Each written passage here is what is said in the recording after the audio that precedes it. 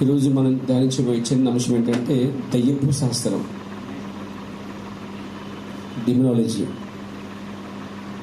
దైవ శాస్త్రం అనే ఒక పుస్తకం కూడా ఉంది ఆల్రెడీ వర్తమానం, చాలా లావుగా ఉంటుంది. అది పరిశుద్ధాత్మ 7 మంతులకి దగ్గరలో ఉంది అనమాట. అది ప్రింటింగ్ సరిగ్గా లేదు కాబట్టి ఎక్కువ ఏం లేదు, తక్కువ ఉన్నాయి. ఎవరన్నా చదవాలనుకుంటే చదవచ్చు. భవిష్యత్తులో మన కొత్త చర్చ్ కట్టుకున్నట్లయితే దేని బట్టి ఒక లైబ్రరీ కూడా పెట్టుకుందాం. అంటే అన్ని పుస్తకాలు ఆ స్టోర్ ఉంటాయి. ఆడియోస్, వీడియోస్, అలాగే మెసేజ్ పుస్తకాలు, ప్రత్యేకించి ఒక చిన్న రూమ్ అయితే ఏర్పాటు చేసుకుందాం. ప్రభు చిత్తాన్ని బట్టి ప్రార్థన చేయండి. చర్చికి వచ్చే కొత్తవారు పాతవారు లైబ్రరీకి దానికి వెళ్ళి ఒక బుక్ తెచ్చుకొని ఒక పేరు రాసుకొని మళ్ళీ ఆ బుక్ తీసుకొని చదువుకొని మళ్ళీ ఇచ్చేస్తే ఇంకో వచ్చి చదువుకుంటారు అనమాట. అప్పుడు అందరికీ అంతే అవకాశం ఉంటుంది కదా. సో మంచి పనే కదా. సో కాబట్టి అలాంటి చిన్న లైబ్రరీ అనమాట. అంటే మన కొత్త చర్చిలో ఒక చిన్న గది కట్టి ఓన్లీ బుక్స్ అనమాట. ఓన్లీ సింగిల్ బుక్కే ఉంటుంది అక్కడ. అది ప్రతి పుస్తకము కొత్తది పాతది అన్నీ కలిపి ఒకటి ఉంటుంది అన్నమాట. అది ఎవరికి తెచ్చుకుంటారో ఒక పుస్తకం తీసుకుంటాం, పూర్తి చేసుకుని మళ్ళీ అందించటం. అలా 300 పుస్తకాలు 300 మంది పట్టుకెళ్ళా పర్లేదు. మళ్ళీ తీసుకొచ్చేస్తే ఇంకో 300 మందికి వెళ్తాను అనమాట. అంటే లేని పుస్తకాలు. లైబ్రరీ అంటే ఏంటంటే ఏ పుస్తకాలు లేవో వెళ్ళి సాధారణంగా వెళ్ళి చదువుకుని మళ్ళీ వచ్చేస్తారు, మొదలు పెట్టేస్తారు. అది మరి భవిష్యత్ తరానికి కూడా, పిల్లల తరానికి కూడా పనిచేస్తుందన్నమాట. ఈ ఆలోచన మంచిదే. సో దానికోసం అయితే మనం ప్లాన్ చేద్దాం. ముందైతే ఫౌండేషన్ వేయాలి, చర్చి కట్టాలి, ఇల్లు కట్టాలి, చాలా పనులు ఉన్నాయి. వీటి కోసం ఖచ్చితంగా మీరు ప్రార్థన చేయవలసి ఉంది. ఖచ్చితంగా చేస్తారని నమ్ముతున్న పేరు ప్రతి శనివారం, ప్రతి సందర్భాల్లో, అలాగే వ్యక్తిగత ప్రార్థనలు కూడా మీరు ఖచ్చితంగా ప్లాన్ చేయండి. త్వరగా మనము ఫౌండేషన్ వేయాలి, కృష్ణాయపాలెము అది అమ్మబడాలి, అలాగే తణుకు ఇల్లు కూడా అమ్మబడాలి. ఆ రెండు తీసేస్తే కానీ మనము పూర్తిగా పరిపూర్ణంగా అయితే చేయలేమంటుంది. సో కాబట్టి ఆ విషయంలో తప్పకుండా ప్లాన్ చేస్తున్నాం. బేరాలు వస్తూ ఉన్నాయి. అయితే సరైన బేరం కుదిరితే రెండు కూడా తీసేసి అనుకున్న ప్రకారం అందరం ఒక చోటే కూడుకుంటే అవకాశం ఉంటుంది. నా మైండ్లో అయితే ఆ పిక్చర్ ఉందండి, మరి నా మనసులో అది ఉందన్నమాట. అదే అదృశ్యమైనది దృశ్యంగా మారాలండి. సో దానికోసం ఖచ్చితంగా మీరు ప్లాన్ చేస్తారు. అది అందరికీ అనుకూలంగా ఉంటుంది. దేవునికి స్తుతి కలిగాక ఒక 5-10 మంది కూర్చుని హాల్లో కూర్చుని మాట్లాడుకొని టీ తాగుతూ కాఫీ తాగుతూ ఆ ఇమేజినేషన్కి వెళ్ళిపోతాను. నేను ఆ విధంగా కావాలి. నాకు తప్పకుండా దేవుడికి కార్యం చేస్తారు. ప్రెజల్లో దేవునికి స్తుతి కలిగాక. అంతేకాదు, నేను మీకోసం ప్లాన్ చేస్తున్నాను. వీళ్ళు ఎంతమందికి సొంత ఇల్లు లేదో దేవుడు అందరికీ సొంత ఇల్లు ఇవ్వాలని ప్లాన్ చేస్తున్నాను. ఇంకొక అంశం ప్లాన్ చేస్తున్నానండి. చెప్పగలరా? ఎగ్జాక్ట్లీ బ్రదర్, ఎగ్జాక్ట్లీ నా మనసులో మళ్ళీ చెప్పేశారు మీరు. కారే అన్నారు కదా మీరు. ఎగ్జాక్ట్లీ 100%. అందరూ కాలు తిరగాలి, రేషన్ కార్డు ఊడిపోవాలి. ఆ స్థాయికి మనం ఎదగాలి. ఇలాగే ఉండిపోదామా? ఖచ్చితంగా మార్చుకుందామండి. క్రీస్తు యేసులో మనము పరిపూర్ణ స్థితికి రావాలంటే ఆత్మీయత ఎంత ఎదుగుతున్నామో ఆత్మీయం కూడా ఎదగాలి. అంటే బ్యాంకులు దొరకలేదు, కష్టపడి సరిపోదు కరెక్ట్గా. దేవునికి స్తుతి కలిగాక. కాబట్టి ఆ విధమైన స్థితికి సంఘం అంతా రావాలి నా ప్రార్థన అండి. ఆ కొత్త చర్చికి, నా ఊహలో ఉన్నది ఆ కొత్త చర్చికి ఏంటంటే అందరూ కాలేసి రావాలి. No walk. తర్వాత బైక్ కూడా కాదు, నాట్ ఎలాడో బోడెట్టేది దాంట్లో కూడా. స్తోత్రం కలిగాక. ఆ స్థాయికి మనం వెళ్ళగలమంటారు? అసలే ఎందుకు వెళ్ళామండి? సంఘంలో ఆల్రెడీ మోజేస్ గారు వచ్చేసారు ఆ స్థాయికి. కారు తీసుకొస్తాడు, కారు మెయింటైన్ చేస్తారు. బిజినెస్ కావచ్చు, అతను జాబ్ కావచ్చు, లేదా పని పర్పస్ కావచ్చు, అటు కుటుంబానికి సంఘం ఇవ్వబడుతుంది కదండి. కాబట్టి కారు అనేది ఈ రోజుల్లో నెసెసరీ అండి, చాలా అవసరమైన భాగం. ఒకప్పుడు సైకిల్ ఎంతో, బైక్ ఎంతో, ఇప్పుడు ఫ్యామిలీకి కారు అంతే. అక్కడ దాకా మీరు వచ్చేయాలి, ఆలోచించి మొదలు పెట్టండి. ఈ సీడ్ని దాంట్లో వేసాను. అది మహావృక్షం కాక. దేవునికి స్తోత్రం కలిగాక. ఇక్కడికి వచ్చిన ప్రతి వారికి ఒక కారు కావాలి, ప్రతి వారికి సొంత ఇల్లు కావాలి. అప్పులు ఉండకూడదు, సంపాదన రావాలి. వచ్చిందంతా ఎంత ఖర్చు పెట్టినా, సమాజం సేవ చేసినా మిగిలిపోవాలి. ఆ స్థాయికి మనం రాగలమా? రాగలమండి? లేదా పొద్దున్న తెచ్చుకుని సాయంత్రం వేసి పడుకోవడమేనా? వస్తాయండి. దేవుడు అవకాశాలు ఇస్తాడు, వాటిని పట్టుకోవాలి, తెలుసుకోవాలన్నమాట. అవకాశాలు అన్నిసార్లు రావండి. వచ్చినప్పుడు వదులుకుంటే మన జీవితం ఒక చోట ఆగిపోతుంది. ఎదుగుదల కోసం కోరుకుందాం. చూడండి, బైబిల్లో ప్రియుడ నీ ఆత్మ ఉద్ధరించిన ప్రకారము, ఇక్కడ ప్రియుడ అని సంఘాన్ని బోధించాడు. సంఘాన్ని అమ్మగారు అని పిలిచాడు కూడా. కాబట్టి శ్రీమతి యేసు అని కూడా పిలవబడింది. కాబట్టి ముందు మనము శరీర సంబంధం కాదు కానీ ముందు మనం ఆత్మలో ఎదగాలి. అందుకే దాని కొరకు అదే ప్రియుడ, నీ ఆత్మ వద్దిల్లుచున్న ప్రకారం, ఆత్మ వద్దిల్లుతుండగా ఏం చేయాలట? వద్దిల్లుచుండగానే అన్ని విషయములు వద్దిల్లని ప్రార్థన చేశాడండి. ముందు ఆత్మీయతలో ఎదుగుతున్నప్పుడు మిగతా కావాల్సిన ఏంటండి? ఆర్థికమైనదే ఉంది, రెండోది ఆరోగ్యమైనది. ఈ మూడు చాలా ముఖ్యమైనది. ఆత్మీయత మొదటి స్థానము మనుషుడికి, రెండో స్థానము ఆర్థికమైనది, మూడో స్థానము ఆరోగ్యమైనది. మనిషికి ఈ మూడు చాలా చాలా ప్రాముఖ్యమైనది. భక్తి చేయకపోయినా, ఒక వ్యక్తికి ఆత్మీయత లేకపోతే, ఆర్థికంగా బాగున్నా ఆరోగ్యంగా బాగున్నా అతడు ఆత్మీయ లేకపోతే నరకన పోతాడు. ధనవంతుడి మనకు ఉదాహరణ అండి. ధనవంతుడికి ఆరోగ్యం బాగుంది, తర్వాత ఆర్థికంగా బాగుంది, కానీ వాక్య విషయాలు వెంబడించలేకపోయాడు, అతను నరకనికి పోయాడు. అలాగే బైబిల్ చూడండి, ఆత్మీయత బాగుండి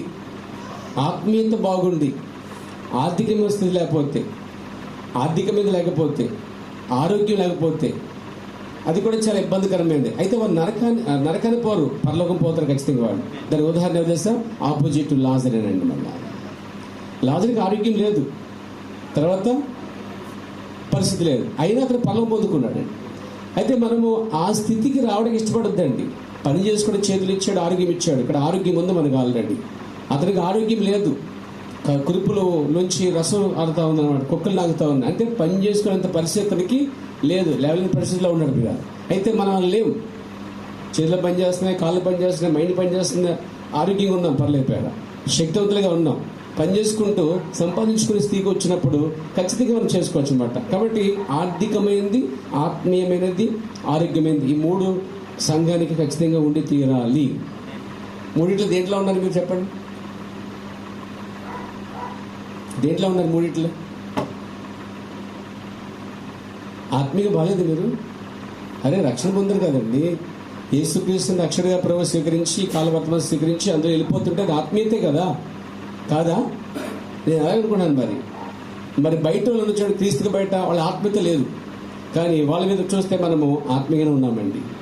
క్రీస్తుని ఎప్పుడైతే రక్షణగా ప్రభు స్వీకరించామో మన జీవితాల్లో అలా కొనసాగుతున్నప్పుడు, సత్యం తెలియక వెళ్ళిపోతున్నప్పుడు, ఆ భక్తిలో ఆ గుడ్లు వెళ్ళిపోతున్నప్పుడు, దేవుడు అన్యేషుడు కాదు కానీ ఎవరొకరి ద్వారా నిజమైన సత్యవాక్యం తీసుకుని ఇచ్చాడు.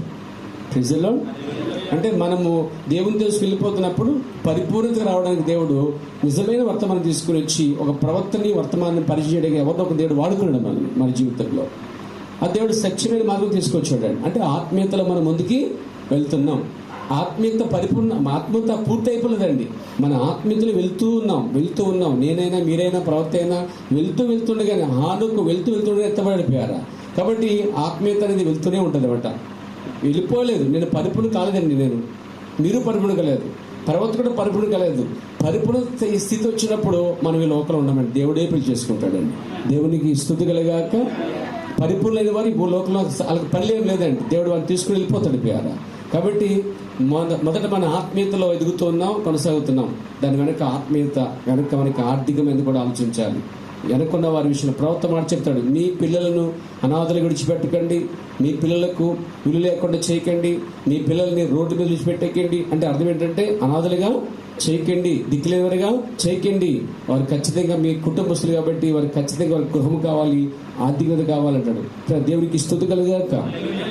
తండ్రి లేని వారి పిల్లల కోసం ఏం చేస్తారట? సమకూరుస్తారు, బైబిల్ చెప్తుందండి. దేవునికి మహిమ కలుగాక. కాబట్టి ఈ విషయం మీరు గమనించాలని కోరుతా ఉన్నాను. Praise God.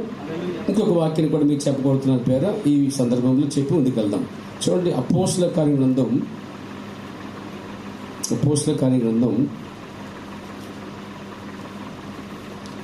20 అధ్యాయము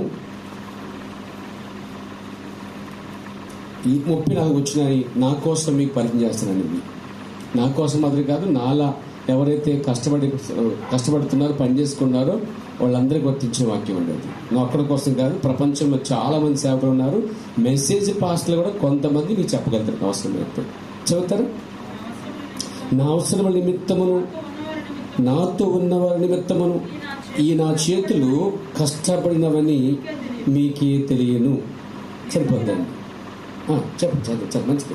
మీరును ఇలాగూ ప్రయాసపడి బలహీనలను సంరక్షింపవాలని పుచ్చుకునుడి కంటే ఇచ్చుట ధన్యమని ప్రభువైన యేసు చెప్పిన మాట జ్ఞాపకం చేసుకునేవారని అన్ని విషయంలో మీకు మాదిరి చూపుదని చెప్పాను. ఇక్కడ భక్తి విషయంలో కానీ, పని సంపాదించిన విషయంలో కానీ పౌలు కన్నా మాదిరికి ఎవరూ లేరండి ఆ రోజుల్లో. పౌలు తను వెనుకున్న వారి కోసం కాకుండా తన అవసర నిమిత్తం కూడా కష్టపడ్డాడండి. నా నిమిత్తము, ఉన్నవారి నిమిత్తము నా చేతులు కష్టపడినవని మీకే తెలియదు. అంటే వాళ్ళ ముందు ఎప్పుడూ పౌలు కష్టపడుతూనే ఉన్నాడండి. తన వృత్తికి సంబంధించింది దారులు కొడుతూనే ఉన్నాడు, పని చేసుకుంటూ ఉన్నాడు. పని చేసుకుంటూ ఉండకూడదు కానీ పని చేసుకుంటూ సువార్త చెప్పాడండి. పని చేసుకుంటూ అద్దింటి ఉండి కూడా తన ఎదుకు వచ్చే వాక్యం చెప్పడం బైబిల్ చెప్తుందండి. దేవునికి స్తుతి కలుగాక. అది కూడా చూద్దాం. అపోస్తల గ్రంథం చివరి అధ్యాయం వచ్చినట్లయితే అపోస్తల గ్రంథము 28:30 వచ్చిన ఈ మాట రాయబడింది చూడండి. పౌలు 2 సంవత్సరములు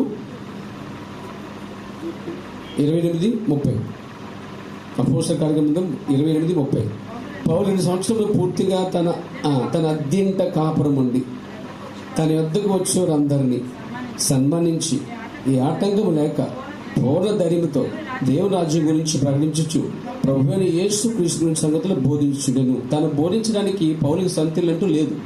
బట్ పౌలు అద్భుతాలు చేశాడు, స్వస్థత చేశాడు, దెయ్యాలు పోగొట్టాడు. కాబట్టి మంచి ముఖ్య ప్రసంగికుడు అని కూడా బైబిల్ చెప్తుంది. అతన్ని ఆయా సంఘాలు కూడా పిలుచుకునే సందర్భాల్లో అతని తోటి వారు తనతో కూడా ఉన్నారు పేర. అయినా పౌలు ఒక అంగితో జీవించుంటే బైబిల్ చెప్తుంది. అదే పౌలుకి కంటి నుంచి నీళ్ళు కూడా కాకుండా బైబిల్ చెప్తుంది. ఇవన్నీ బలహీనతలో ఉండి అతడు ఎవరి మీద ఆధారపడకుండా, ఎవరిని ఇబ్బంది పెట్టకుండా తన చేతితో తను స్వయంగా కష్టపడ్డాడు. తానే కాదు తనతో ఉన్న వారి కోసం కూడా కష్టపడ్డాడని చెప్తున్నాడండి. ప్రభునామం మహిమ కలుగాక. ఒక అద్దింట్లో ఉంటే అద్దె కట్టుకుంటూ, అంటే సేవకులు కూడా చాలా మంది సేవకులకి ఇల్లులు ఉండవండి. నాకు తెలిసినంత వరకు చాలా మందికి, నేను చూసిన సేవకుల్లో చాలా మంది సొంత ఇల్లు లేవండి. కానీ మనం ప్రార్థన చేద్దాం దేవుడు వాళ్ళకి సొంత ఇల్లు ఇవ్వాలని. Praise the Lord. అంటే ఆ విధంగా కొన్ని గృహాలు అయితే ఉంటాయి. అలాగే పౌలు కూడా సొంత ఇల్లు లేకుండా అద్దెంట్లో ఉండి అతడు కూడా కొన్ని సంవత్సరాలు 2 సంవత్సరాలు ఉండి తన ఎద్దుకు వచ్చిన సన్మానిస్తూ వాక్యాన్ని బోధించి వెళ్ళిపోయాడండి. పౌలు ఎన్నో సంఘాలు కట్టాడు కానీ డబ్బులు ఆశించలేదండి. పౌలు సంఘంలో కళ్ళు పీకిచ్చేటువంటి సామర్థ్యత గల ప్రజలు ఉన్నారటండి. అడిగితే చాలు వాళ్ళు కళ్ళు పీకిచ్చేస్తారు. ఆయనకండి అడగటమే పాపం, అడిగితే ఇచ్చేస్తారు అన్నమాట. కానీ అలాంటి అడిగితే ఇచ్చేవారని తెలుసు కూడా వారిపైన ఆయన ఆధారపడలేదండి. అలాంటి మంచి సేవకులు బైబిల్లో ఉన్నారంటే మనం నమ్మగలమండి. ఎగ్జాక్ట్లీ ఆయన లాంటి వాడి తరములో విలియం బ్రాన్హమ్ ఒకడే అనిపోయారు. విలియం బ్రాన్హమ్కి ఎప్పుడు మాదిరి ఏంటంటే పౌలు గారే మాదిరి అండి.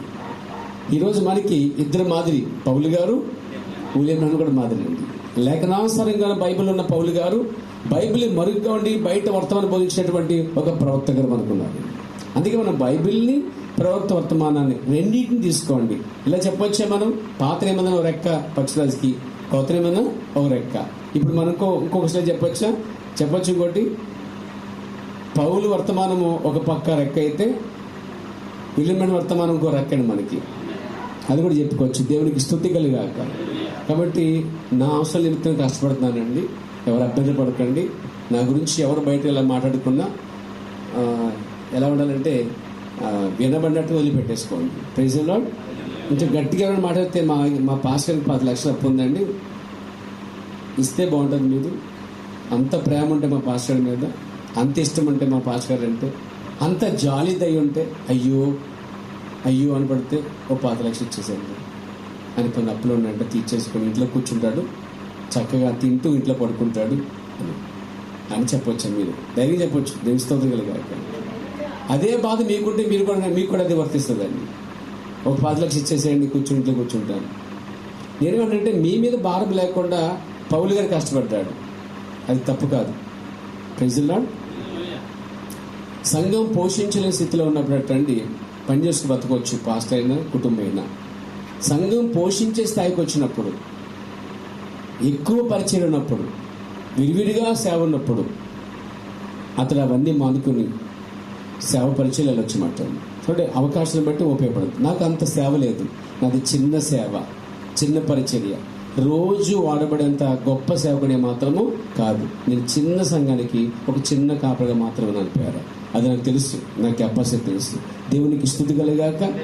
అలా అని చెప్పి వాడబడాలని చెప్పి అందరూ పరిచయం చేసుకుని వాళ్ళు పొగిడి మళ్ళా రప్పించేటట్టు వాళ్ళకి ప్రసంగం చేయాలనే ఆలోచన నాకు ఇప్పుడు కూడా లేదు. నాకు చేసినంత వరకు నన్ను ఒకసారి పిలిస్తే మళ్ళీ పిలవనండి. నాకు చేసినంత వరకు నన్ను ఒకసారి పిలిస్తే ఇంకోసారి నన్ను పిలవరండి. మళ్ళీ పిలిచాడంటే అతడు నన్ను అర్థం చేసుకునేవాడు అనమాట అండి. నన్ను కాదు, నేను చెప్పే వర్తమాన విషయంలో కరెక్ట్గా ఇతను సత్యం చెప్తున్నాడు, సూటుగా మాట్లాడుతున్నాడు, అలాంటిదే కావాలనుకునేవాడైతే తీసుకొస్తాడు పేరు. కాదు ఎలా చెప్తే బెదిరిపోతారు, అలా చెప్తే సంఘం ముక్కలైపోద్ది, ఎలా చెప్తే అభ్యంతరపడతారు, బాధపడతారు అనుకుంటే అలాంటి వ్యక్తులు మళ్ళీ నేను పిలవరండి. అయినా పిలవపోయి నాకు ఏ చింత లేదు. కానీ నా బాధ వినడానికి దేవుడు నాకు చిన్న సంఘం ఇచ్చాడు, అది మీరై ఉన్నారు. దేవునికి స్తోత్రం కలిగాలి. కాబట్టి నా ప్రియమైన సోదరులారా, ఈ విషయంలో మీరు అభ్యంతరం పెట్టకూడదు. పౌలు గారు మన మాదిరి ఉన్నాడు ఆ విషయంలో. రెండోది, బైబిల్ తెలిసిన ఏ వ్యక్తి కూడా ఈ విషయాలు మాట్లాడారండి, అసలు మాట్లాడు ఎత్తరు కూడా. అలాగే వర్తమానికి వచ్చేసరికి వర్తమానం గురించి తెలిసిన వారు ఎవరు కూడా ఒక సేవకుడు పని చేసుకుంటాడు, ఒక సేవకుడు పని జూడు చేసుకుంటాడు, పని కష్టపడుతున్నాడు, ఇలాగా సేవ మీద పూర్తిగా ఉండాలి, పూర్తిగా పని చేయక్కర్లేదు అనే సిద్ధాంతం ఏమీ లేదు పేరు లేదు. దేవునికి స్తోత్రం కలిగాక. అతని ఇష్టం అది. అవసరాలు తీరపడ్డాయి అనుకోండి, ఓకే. అవసరాలు తీరిపోయినా కూడా అవసరం లేదు. అవసరం తిరగకపోతే మాత్రము సంఘం మీద భారం వేయకూడదు, సంఘాన్ని పెండకూడదు, సంఘం దగ్గర వచ్చే ఆ కానుకలు దశభాగం సనకూడదు. నాకు అది ఇష్టం ఉండదు పేర. కాబట్టి ఖచ్చితంగా దేవుడు మిమ్మల్ని అందరూ దీవించదు కాక. Glory to God. సరే, మనిషి వచ్చేది పేరు. చూడండి, ఇక్కడ మత్తయి సువార్తలో యేసుక్రీస్తు దినాల్లో ఆయన సువార్త వ్యాపించిన సమయంలో జరిగిన ఒక సంఘటన ఏంటంటే, యేసుక్రీస్తు వారు వాక్యాన్ని బోధించడం, వాక్యం అనంతరం స్వస్థపరచడం అనేది జరుగుతుంది ఇక్కడ. అంటే వాక్య పరిచర్య అనంతరము స్వస్థత కూడా ఉంది అనే విషయాన్ని మీ ముందు పెడుతున్నాను. ప్రభు నన్ను మహిమ కలుగాక. యేసు వారి సమాజ మందిరములో బోధించుచు, దేవుని రాజ్యం గురించిన సువార్తను ప్రకటించుచు, ప్రజల్లోని ప్రతి వ్యాధిని, ఇక్కడ దేవుని రాజ్యం గురించి సువార్త చెప్పాడండి ఆయన. కింగ్డమ్ ఆఫ్ గాడ్, దేవుని రాజ్యంలో ప్రేమ ఉంటుందని బోధించాడు. దేవుని రాజ్యం అంటే సింపుల్గా చెప్పాలండి, మీకు టైం ఆదా చేసుకోవడానికి, నోవహు ఓడలో ఎన్ని రకాల జంతువులు ఉన్నాయి చూడండి. అన్ని రకాల జంతువుల మధ్య ఎటువంటి పోరాటాలు లేవండి, చంపుకుంటారు, నరుక్కుంటారు లేవు. ప్రజలో వాళ్ళందరూ కూడా పరిశుద్ధాత్మ నింపబడిన వారిగా టోటల్గా ఏ జంతువు హాని చేయకుండా ఐక్యతగా ఉన్నారు. అంటే అన్ని రోజులు ఆ ఓడలో ఆ జంతువులు ప్రజలు కలుసున్నారంటే అదే 1000 ఏండ్ల పాలన సూచన. ప్రవర్తన 1000 ఏండ్ల పాలన సూచన అంటే నోవహు ఓడలో ఉన్నటువంటి సమయం. అంతేకాదు, అది దేవుని రాజ్యానికి సాదృశ్యం అని చెప్పాడు. దేవునికి స్తుతి కలుగాక. దేవుని రాజ్యం అన్న చోట దేవుడే అధికారిగా ఉంటాడండి. దేవునికి స్తుతి కలుగాక. కాబట్టి దేవుని రాజ్యం అంటే ఏం తెలుసా? అన్నపానములు కాదు కానీ పరిశుద్ధాత్మందలి ఆనందమై ఉందని కూడా చెప్తున్నాడు అండి. దేవునికి స్తుతి కలుగాక. కాబట్టి దేవుని రాజ్యం కోసం చెప్పేటప్పుడు దేవుని రాజ్యం అంటే ఏమిటి? అక్కడ అన్నపానములు కాదు, పరిశుద్ధాత్మందలి ఆనందమైనది. నోవహు ఓడలో ఎటువంటి హాని లేదు, ఎటువంటి కక్షలు భేదాలు లేవు, ఎటువంటి వాద ప్రతివాదాలు లేవు. వాళ్ళందరూ కూడా దేవుని ఆత్మచర్యబడిన ఒక రాజ్యం సాదృశ్యంగా ఉన్నారు. అక్కడ వారందరిపైన దేవుని పరిశుద్ధాత్మ పనిచేస్తుంది. అదే దేవుని రాజ్యం అయింది. దీన్నే దేవుని రాజ్యం సమీపించినది మారుమనసు పొందండి అని బాప్తిస్మాన్ని పరిచయం చేశాడు. దేవుని రాజ్యం సమీపించినది రండి అని చెప్పి యేసు ప్రభువు మార్కు సువార్తలో బోధించాడు. దేవుని రాజ్యం అంటే ఏంటి తెలుసా? దేవుని రాజ్యంలోకి వచ్చినప్పుడు దేవుడే అధికారిగా ఉన్నాడు. దేవుని ఆధునలోకి వచ్చినప్పుడు అక్కడ ఏ భేదం ఉండదండి. అక్కడ దేవునికి స్తుతి కలుగాక. అక్కడ సహోదర ప్రేమ కలిగి ఉంటున్నాము. పరిశుద్ధాత్మందలి సహోదర ప్రేమ కలిగి ఉంటున్నాము. మన ప్రవక్త పైకి వెళ్ళినప్పుడు, పరదేశకి వెళ్ళినప్పుడు అది కూడా ఒక దేవుని రాజ్యం అయినదండి. అంటే దేవుడు వాతావరణం ఎక్కడుందో అదే దేవుని రాజ్యం అయినది. దేవునికి స్తుతి కలుగాక. అందుకే దేవుని రాజ్యం ఎక్కడో లేదు కానీ దేవుని రాజ్యము మీ మధ్య అనగా మీలో ఉన్నది అన్నాడండి.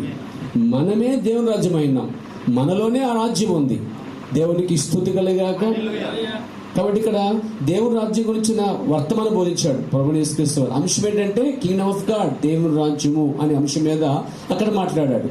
ఇదే తీసుకుంటే అపోస్తలుల గ్రంథంలో ఫిలిప్ అనే ఒక వ్యక్తి ఉన్నాడు. అతను తీసుకునే ఒక అంశం మీకు జ్ఞాపకం చేస్తున్నాను. అది కూడా చూద్దాం పిల్లరా. అపోస్తలుల గ్రంథం 8వ అధ్యాయం వచ్చినట్లయితే చూడండి. 8వ అధ్యాయం 12 వచ్చిన ఇక్కడ ఎవరైనా ఫిలిప్ అనే వ్యక్తి అంశాలు బోధించాడు. అంశాలు కూడా ఉన్నాయి ఇక్కడ.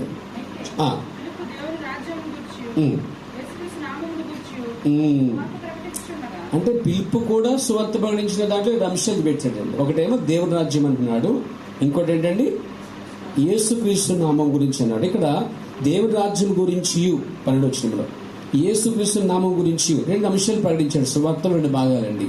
ఒకటి దేవుని రాజ్యం కోసం మాట్లాడాడు. అంటే మనం బయట సువార్త చెప్పినా, వ్యక్తిగతం చెప్పినా మనం దేవుని రాజ్యం కోసం మాట్లాడాలి. Praise God. బహిరంగ కూటంలో దేవుని రాజ్యం కోసం మాట్లాడవలసి ఉంది. ఎందుకంటే ఇక్కడ పిలుపు దేవుని రాజ్యం గురించి మాట్లాడాడు. అక్కడ యేసు ప్రభు కూడా దేవుని రాజ్యం కోసం మాట్లాడాడు. ప్రభు నాకు మహిమ కలుగాక. ఇక్కడ పిలుపు వచ్చేసరికి 2 అంశం ఏంటంటే యేసుక్రీస్తు నామం గురించి మాట్లాడాడు. ఎప్పుడైతే దేవుని రాజ్యం కోసం మాట్లాడాడో తర్వాత 2 అంశంగా యేసుక్రీస్తు నామం కోసం మాట్లాడారు. అక్కడున్న జనాలు రిలీజ్ ఏం చేశారంటే ఆ దేవుని రాజ్యంలో ప్రవేశించాలంటే ఖచ్చితంగా మారు మనసు బాప్తిసం అనేది అవసరం. కాబట్టి వారందరూ పిల్లలు మొదలుకొని పెద్దలు అందరూ కూడా, అనగా వయసు వచ్చిన అందరూ కూడా యేసుక్రీస్తు బాప్తిసం పొందున్నారండి. అక్కడ దేవుని రాజ్యం పరిచయం చేసినప్పుడల్లా ఏం జరిగింది తెలుసా అండి? ఇదే మాట మనకి మత్తయి సువార్త 3 వచ్చినట్లయితే మన బాప్తిమిచ్చే యోహాను రంగం మీద గొడ్లు పట్టుకుని రంకెలు వేస్తూ ఇలా కేక వేస్తా ఉన్నాడు. 3వ వచనం. ఆ దినముల యందు బాప్తిమిచ్చే యోహాను వచ్చి పరలోక రాజ్యం అన్నా దేవుని రాజ్యం అన్న 2 ఒకటే అండి. దేవునికి స్తోత్రం కలుగాక. పరలోక రాజ్యం సమీపించినది, మారు మనసు పొందండి. అంటే ఇక్కడ రాజ్యాన్ని పరిచయం చేస్తూ అది దేవుని రాజ్యం కావచ్చు, పరలోక రాజ్యం కావచ్చు, అది దేవుని రాజ్యం సంబంధించి కింగ్డమ్ ఆఫ్ గాడ్ దేవుని రాజ్యం గురించి మాట్లాడుతూ ప్రజలకి ఏం పరిచయం చేశారంటే మారు మనసు పొందండి అని చెప్పారు. ఈరోజు మనం దేవుని రాజ్యంకి వచ్చాము. అంటే దేవుని రాజ్యం కావాలని వచ్చాం. ఆమేన్. దానికి మనం ఏం పొందుకున్నాం? మారు మనసు పొందుకున్నాం. పాపక్షమాపణ కొరకు యేసుక్రీస్తు బాప్తిసం పొందుకున్నాం. మరియు దేవుని పరిశుద్ధాత్మను అంగీకరించి ఉన్నాం. ప్రభు నామం కలుగాక. అంటే అక్కడ పిలుపైన దేవుని రాజ్యం కోసం మాట్లాడాడు, యేసుక్రీస్తు నామం కోసం మాట్లాడాడు, యేసు ప్రభు అయిన దేవుని రాజ్యం కోసం మాట్లాడాడు. అప్పుడు జనులు ఏం చేశారు? ఆయన అద్దకు వచ్చి ఆమె మారు మనసు పొంది, ప్రైజ్ ది లార్డ్, బాప్తిసం పొంది వారు లోకం నుంచి ప్రత్యేకించబడ్డారండి. ప్రవర్తన మారు మనసు అంటే మన లోకం నుంచి వేరు చేస్తుందంట. బాప్తిసం మనల్ని ఒక సంఘ సభ్యుడిగా చేస్తుంది అన్నాడండి. పరిశుద్ధాత్మ దేవుని రాజ్యం కొరకు ముద్రిస్తుంది అని చెప్పాడు. ప్రభువు నామమున మహిమ కలుగాక. ఇక్కడ దేవుని రాజ్యం కొరకు చెప్పినప్పుడు జనులు ఎక్కడున్నారు తెలుసా అండి? మత్తయి సువార్త వచ్చేద్దాం. మన కీవర్డ్ మూలవాక్యం వచ్చేద్దాం. దేవుని రాజ్యం గురించి చెప్పినప్పుడు జనులు ఎక్కడున్నారనేది మనం చూసినట్లయితే చూడండి, ఆ యొక్క 4:23 చూస్తాం. అక్కడ సువార్తను ప్రకటించచ్చు ప్రజల్లోని ప్రతి వ్యాధిని. ఇప్పుడు ప్రజల్లో ఎక్కడున్నారంటే వ్యాధుల్లో ఉన్నారండి, రోగాలతో ఉన్నారండి. ప్రజల్లో నానా విధమైన రోగములతో ఉన్నారు, వ్యాధుల చేత పీడింపడుతున్నారు. వ్యాధిగ్రస్తులందరినీ, తర్వాత దెయ్యం పట్టిన వారందరినీ, చంద్రరోగులను, పక్షమై గల వారిని వారు ఆయన వద్దకు తీసుకుని రాగా ఆయన వారిని స్వస్థపరిచెను. ఇక్కడ దేవుని రాజ్యం కోసం మాట్లాడుతున్నప్పుడు జనులు ఏ స్థితిలో ఉన్నారంటే నానా విధమైన వ్యాధుల చేత బంధించబడి ఉన్నారండి. ఈ నానా విధమైన వ్యాధుల చేత బంధించేది ఎవరు తెలుసా? దయ్యము. ప్రజల్లో దయ్యము. ప్రవర్తనాడు మన శరీరాన్ని బాధించేది ఏదైనా దేమని చెప్పాడండి. అది తలపోటు కావచ్చు, కిడ్నీ సమస్య కావచ్చు, లేదా పెయిన్ కావచ్చు. కొన్నిసార్లు బాడీలో పెయిన్లు ఉండిపోతాయండి. అంటే పెయిన్ కాదండి, పెయిన్ నొప్పులు ఉండిపోతాయండి. ఎంత మందు రాసినా కొన్ని బాడీలు అలాగే ఉండిపోతాయండి. సరే, లోపల బాడీలో మన శరీరంలో అక్కడ కణితులు కూడా లేస్తాయి. కణితులు లేస్తాయంటారు. కొంతమంది స్త్రీ లోపల ఉంటాయి, బయట ఉంటాయి, ఆపరేషన్ దిగుమతి చేస్తుంటారు. ప్రవర్తన కణితి కూడా ఒక దేమని చెప్పాడండి. మీకు కావాలంటే దైవ శాస్త్రం అనే వర్తమానం చదవండి, చాలా స్పష్టంగా ప్రభు చెప్పాడు. ఇవన్నీ దెయ్యాలు అంటండి. శరీరంలో అవి చోటు చేసుకున్నాయటండి. శరీరము దేవుని ఆలయం అండి. నీ దేహం దేవుని ఆలయం. కానీ దేవుని ఆలయంలో ప్రవర్తన వాడు చెప్పాడు, మన గుడారం అంట వ్యాధుల గుడారం అని కూడా చెప్పాడు. ఇందులోకి వ్యాధులు వచ్చి కూర్చుంటాయి, కొన్నిసార్లు బయటికి పోతూ ఉంటాయి, మళ్ళీ వస్తూ ఉంటాయి, మళ్ళీ పోతూ ఉంటాయి. ఇదేస్తా పాపము ద్వారా కూడా వ్యాధులు ప్రవేశిస్తాయండి. పాపం చేసినప్పుడల్లా దెయ్యం లోపలికి వచ్చి కూర్చుంటుందండి.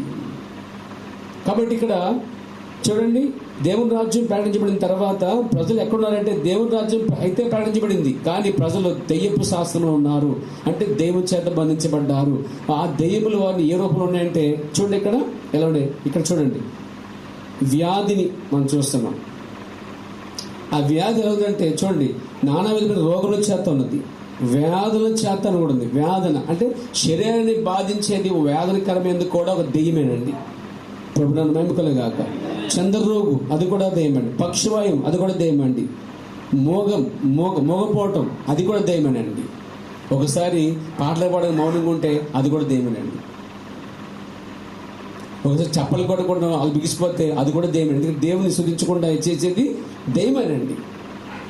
ఇక్కడ ప్రతి వ్యాధి కూడా ప్రవర్తన, ప్రతి వ్యాధి కూడా దెయ్యమేనంటండి. అట్లీస్ట్ తలపోటు కూడా, షుగర్ కూడా, బీపీ కూడా, ఏమండి మన శరీరంలో పడిపోయిన ప్రతి విధమైన వ్యాధులు అవన్నీ కూడా దెయ్యానికి దగ్గరగా సేవ చేస్తాయంటండి. ఇలా పీడింపడుతున్న వారిని యేసుక్రీస్తు సువార్త చెప్పిన తర్వాత ప్రార్థన చేస్తే అప్పుడు వారికి స్వస్థత జరిగిందండి. ఫస్ట్ దేవుని రాజ్యం, రెండోది దెయ్యాల చేత బంధించబడి పీడింపడుచున్న వారికి ప్రార్థన ద్వారా విడుదలైన తర్వాత కిందకు వచ్చిన చూడండి 25వ వచనం. గలిలయ, దెకపోలి, యెరూషలేము, యోదయను ప్రదేశం నుండి, యోర్దాను అవతల నుండి బహుజన సమూహము ఆయన వెంబడించేది ఎప్పుడు? రాజ్య సువార్త ప్రకటించబడిన తర్వాత, ప్రజలు విన్న తర్వాత అక్కడికి వచ్చి ప్రార్థన ద్వారా దెయ్యాలు, వ్యాధులు, రకరకాల వ్యాధులు పోగొట్టబడిన తర్వాత ఆ స్వస్థపరచబడిన వారు అందరూ ఎవరిని వెంబడించారట? యేసుక్రీస్తుని వెంబడించారండి. ఇప్పుడు ఒక స్వస్థత జరిగిందంటే వాళ్ళు ఏం చేయాలి? కానికి వెళ్ళిపోవడం కాదండి. మీ సంఘం చాలా మంది అంటారు, మనకు వచ్చి ప్రాణం చేస్తాం కూడా వస్తారు కదా, చాలా మంది వస్తారు, మన సంఘం వస్తారు, మీరు అంత ప్రాణం చేశారండి, ఒక వ్యాధి వచ్చింది, బాధ వచ్చింది, ఎంత పోయి స్వస్థత వచ్చింది, అందుకు సాక్ష్యం చెప్పుకున్నాను అని చెప్పి కానికేసుకుని మళ్ళా జీవితంలో కనిపించడండి. ఇలా మన సంఘంలో ఎన్నిసార్లు జరగలేదు బయటలో వచ్చి, ఏమండి సెట్ అయింది, ఆపరేషన్ బాగా జరిగింది, చక్కగా జరిగింది, మీరంతా ప్రార్థన చేశారు, మీ ప్రార్థన వల్ల మేమంతా బాగున్నాం, ఇల్లు కొనుక్కున్నాం, అప్పులు తెచ్చిపడ్డాయి, తర్వాత బయటికి వెళ్ళి వచ్చాం, తర్వాత మీ ప్రార్థన అంతా బాగుంది అని ఎంతో మంది ఇక్కడ సాక్ష్యం ఇచ్చారండి. కానీ వారు లేరు ఇక్కడ. అంటే వాళ్ళు మేలు పొందుకొని వెళ్ళిపోయారండి. వాళ్ళు 10 మంది స్వస్థపడితే 9 మంది మేలు పొందుకుని వెళ్ళిపోయారో ఎక్కువ శాతం మేలు పొందుకు వెళ్ళిపోతారండి. మేలు అంటే నా మేలుగా మీ మేలు కాదు, యేసుక్రీస్తు నుండి కలిగినటువంటి మేలు. ప్రభు నాన్న మహిమ కలుగాక. కాబట్టి ఇక్కడ దేవుని రాజ్య సువార్త ప్రకటించబడిన తర్వాత ప్రజల్లో ఉన్నది ఏం తెలుసా? దయ్యము. ఈ దయ్యము సువార్త తర్వాత వాళ్ళ లోపల దయ్యాల్ని అనగా వ్యాధుల్ని ప్రార్థన ద్వారా పోగొట్టడం జరిగిందండి. దేవునికి స్తుతి కలుగుగాక, దేవునికి మహిమ కలుగుగాక. ఆమె చెప్తారా? అయితే ఈ దయ్యము ఆత్మని ఏమి చేయలేదండి, శరీరం మాత్రమే చేయగలదు. దానికి ఉదాహరణ యోబు ఒక్కడే మనకు కనిపిస్తాడు. దేవుడు దగ్గరికి పోయి వాడు అడిగాడు, పర్మిషన్ ఇచ్చాడు దేవుడు, నీ ఇష్టమని చెప్పాడు, కానీ అతను ప్రాణం జోలికి వెళుతుందని చెప్పాడు. వాడేం చేయడు? అరికాల మొదలుకు నిన్నటి వరకు కూడా ప్రతి వ్యాధిని సృష్టించాడు. ఎన్ని వ్యాధులు వచ్చినా దయ్యం మొత్తం చోటు చేసుకున్నా, చెప్పాలంటే ఒక విధంగా చెప్పండి, యోబు దెయ్యంతో పోరాడాడండి. ఒక పక్క దేవుడు కావాలి యోబుకి, కానీ ఇక్కడ ఈ పరీక్షలో దెయ్యంతో పోరాటం. అంటే దెయ్యంతో పోరాటం అంటే ముందు వ్యాధితో పోరాటం అండి, పాపముతో పోరాటం. పాపము, వ్యాధి ఈ రెండు దెయ్యానికి సంబంధించిన కార్యాలే.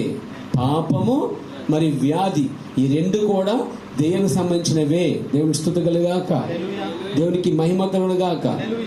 దేవుని ప్రవక్త ఇక్కడ ఈ వర్తమానంలో ఇలా అంటున్నాడు, ప్రైజ్ ది లార్డ్.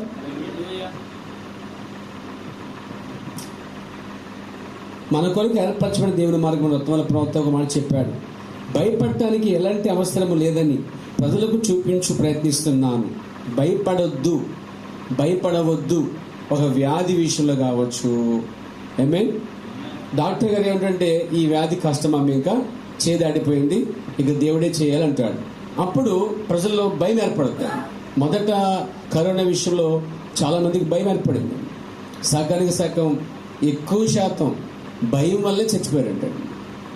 శరీరం తెలియదు ఏంటంటే వారికి కరోనా జయించాలంటే ఇమ్యూనిటీ పెంచుకోవాలి తప్ప ఇమ్యూనిటీకి బదులు భయాన్ని తెచ్చుకోవడం వల్ల అలా భయం వల్ల సగం మంది చనిపోయారండి.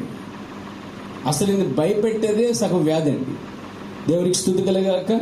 దేవుని ప్రవక్త అంటాడు, ఈ దెయ్యం కోసం చెప్పినప్పుడు దైవ శాస్త్రం చెప్పినప్పుడు మాట ఉపయోగించిన మాట ఏంటంటే, భయపడటానికి ఎలాంటి అవసరం లేదని ప్రజలకు చూపించి ప్రయత్నిస్తున్నాను. అంటే ప్రవక్త బ్రహ్నం గారు ప్రజల్లో ఉన్న భయాన్ని వెళ్ళగొడుతున్నాడు. ముందు ఏంటా భయము?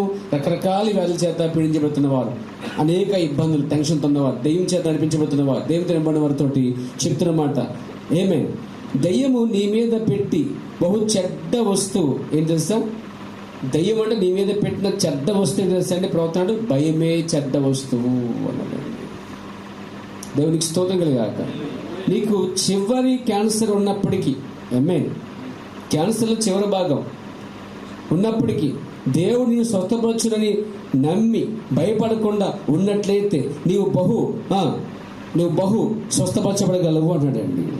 దేవుడు దాన్ని జాగ్రత్త తీసుకుంటాడు అంటే ఎప్పుడంటే అండి, క్యాన్సర్ ముదిరిపోయో లేక ఏదో వ్యాధి ముదిరిపోయో ఇక భయంతో కూర్చుంటాడు మనిషి అండి.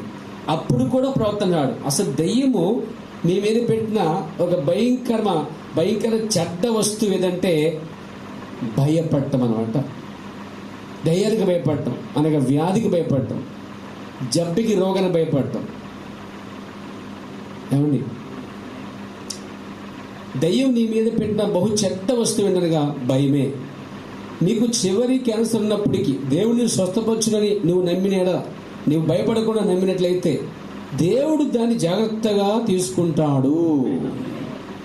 నీవు వ్యాధితో ఉన్నట్లయితే అది ఏమైనప్పటికీ నీవు భయపడుకున్నట్లయితే గనుక ఒక వ్యక్తి మీద సాతాను పెట్టినటువంటి వస్తువు, ఆ వస్తువు ఏం తెలుసా? భయమే. బట్ ఆ భయాన్ని యేసుక్రీస్తు వారు సువార్త చెప్పిన తర్వాత పోగొట్టాడు. ఆ భయాన్ని విలియం బ్రహ్నం కూడా బోధించిన తర్వాత ఆ భయాన్ని తీసేసాడండి. చాలాసార్లు ప్రవక్త అంటాడు, ఇదిగో నేను ఇప్పుడు సువార్త చెప్పిన తర్వాత కొన్ని వ్యాధులతో మాట్లాడబోతున్నాను, కొన్ని వ్యాధుల కోసం ప్రార్థన చేయబోతున్నాను, ఇక్కడ దెయ్యము పారిపోద్ది అంటాడండి. Praise the Lord. అంతేకాదు దెయ్యానికి కోపం కూడా వచ్చేస్తుంది అంటాడండి. ఎందుకని ఆ బాడీలో ఉన్న దెయ్యం బయటకు పోయింది అనుకోండి, మళ్ళా బాడీ రావడం ప్రయత్నిస్తుందండి. దానికి కోపం ఎక్కువ. Praise the Lord. అంటే మళ్ళా ఆ అందులో ఉండాలని కోరుకుంటుంది. ఈయన వచ్చి ఏం చేస్తున్నాడు? ఆ శరీరం నుంచి ఖాళీ చేస్తున్నాడు అండి.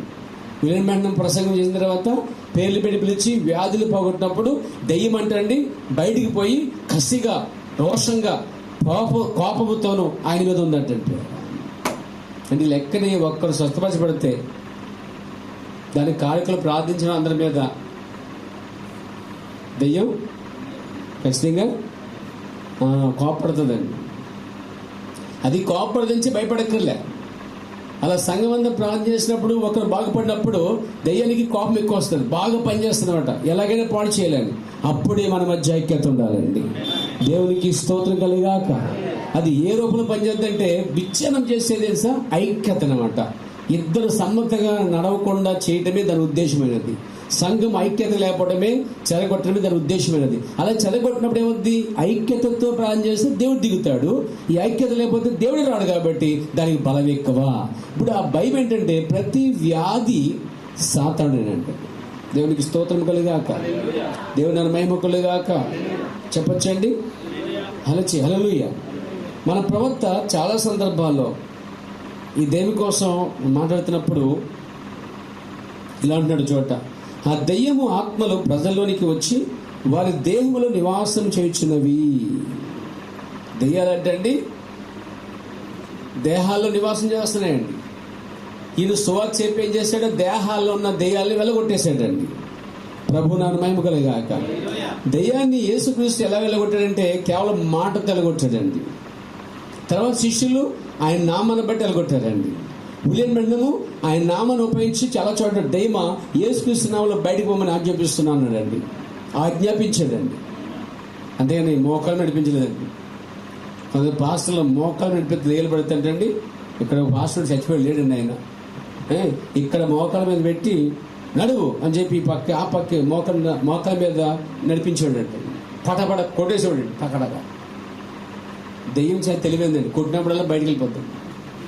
దెబ్బ వాడికి, దెయ్యాన్ని కొట్టేదని ఫీలింగ్ ఈయనకి. ఏమండి, కొంతమంది తలుపేసి లోపల ఏం చేస్తారంటే పొగ పెట్టేస్తారు, లేకపోతే కారాలు మిరియాలు వేసేసి ఏం చేస్తారంటే సాంబ్రాణి పొగలు పెట్టేస్తారండి. దెయ్యం పోగొట్టే విధానం రకరకాల బయట ఉంది. ఒక ఆయన అంటే దెయ్యం పట్టుకుని చిరక బాగా కట్టపాట వాయించేస్తారు బొగ్గల మీద, ఈ పక్క వాయించేస్తారు, జుట్టు పట్టి పీకెత్తారు పట్టుకుని బయట కనిపిస్తాయి కూడా. అసలు బైబిల్ ఎక్కడైనా ఒక దెయ్యాన్ని పోగొట్టే విధానం ఆ విధంగా ఉందని చూడండి. దయచేసి మీరు సువార్త గ్రంథాలు కానీ ప్రతి గ్రంథాలు కానీ చూడండి. అందుకే మన ప్రవక్త వర్తమానం చదవండి. ఎక్కడైనా సరే మన ప్రవక్త అతను కొట్టడం కానీ, ఏమండి తిట్టడం కానీ, జుట్టుని పీకడం కానీ, గోలు పీకేయడం కానీ, ఏమండి మెరగ ఎనిమిచ్చితో పొగేయడం కానీ, ఈ మోకాల మీద త్యాగించడం కానీ, తన్నేయడం కానీ, అసలు ఈ కార్యాలు చేయలేదండి. కానీ బయట మనకి చాలా కనిపిస్తాయి. పేరా మోసకరమైంది. సింపుల్గా మన ప్రవక్త యేసుక్రీస్తు నామములో ఇతని నుంచి బయటకు రమ్మని నీకు ఆజ్ఞాపిస్తున్నాను అనండి. బయటకు వస్తూ ఉంటాయి. దేవునికి స్తోత్రం కలుగాక. కాబట్టి దెయ్యములు ఆత్మలు ప్రజల్లోనికి వచ్చి, దెయ్యపు ఆత్మలు ప్రజల్లోకి వచ్చి నివాసం చేయుచున్నవి. అవి ఒకప్పుడు ఉండినవే, ఇప్పుడు ప్రజల్లోనికి వచ్చి ఒక స్వభావం వారికి ఇచ్చుచున్నవి. వ్యాధులే కాకుండా శరీరంతో బాధతో నొప్పుతో కాకుండా స్వభావాన్ని కూడా ఇచ్చేస్తున్నాడు దెయ్యాలండి. ఒకరి స్వభావం మారిపోతుందండి. నా స్వభావమైనా మీ స్వభావమైనా వాక్యవిరుద్ధంగా మారిపోతుందంటే ఖచ్చితంగా దెయ్యమే పనిచేస్తుంది. దేవునికి స్తోత్రం కలిగాక. ప్రవక్త అంటే ఇప్పుడు వాటిలో 7 దెయ్యములు మగ్దలేని మరియలో ఉండి యేసు వెళ్ళగొట్టెను. Praise God. ఇప్పుడు దెయ్యాల పేరు చెబుతున్నాను, నేనుకోకండి. Praise lord. నేను చెప్పింది కాదని ప్రవక్త చెప్పింది. హల్లెలూయా. 1 గర్వం అనే దెయ్యం అంటాడు. రాసుకోండి, స్టడీగా ఇది రాసుకోండి. పెన్నుల పుస్తకాలు ఉన్నాయని మనకి ఏమన్నాను, అవి కూడా కొని ఇమ్మంటారా? ఇస్తాను, అవి కూడా ఇస్తాను. బట్ మీరు బాగుండాలి. ఏమన్నాయండి? 1 గర్వం అండి. మీరు సండే పుస్తకం పెన్నక్కర్లే, నిజంగా బైబిల్ స్టడీగా తెచ్చుకోండి, అవసరం ఉంటుంది. ఒకసారి సండే కూడా అవసరం ఉంటుంది, మెసేజ్ తెచ్చుకోండి. 1 గర్వం, 2 డంబం, 3 అపవిత్రత, 4 అసహ్యం, 5 బూతులు,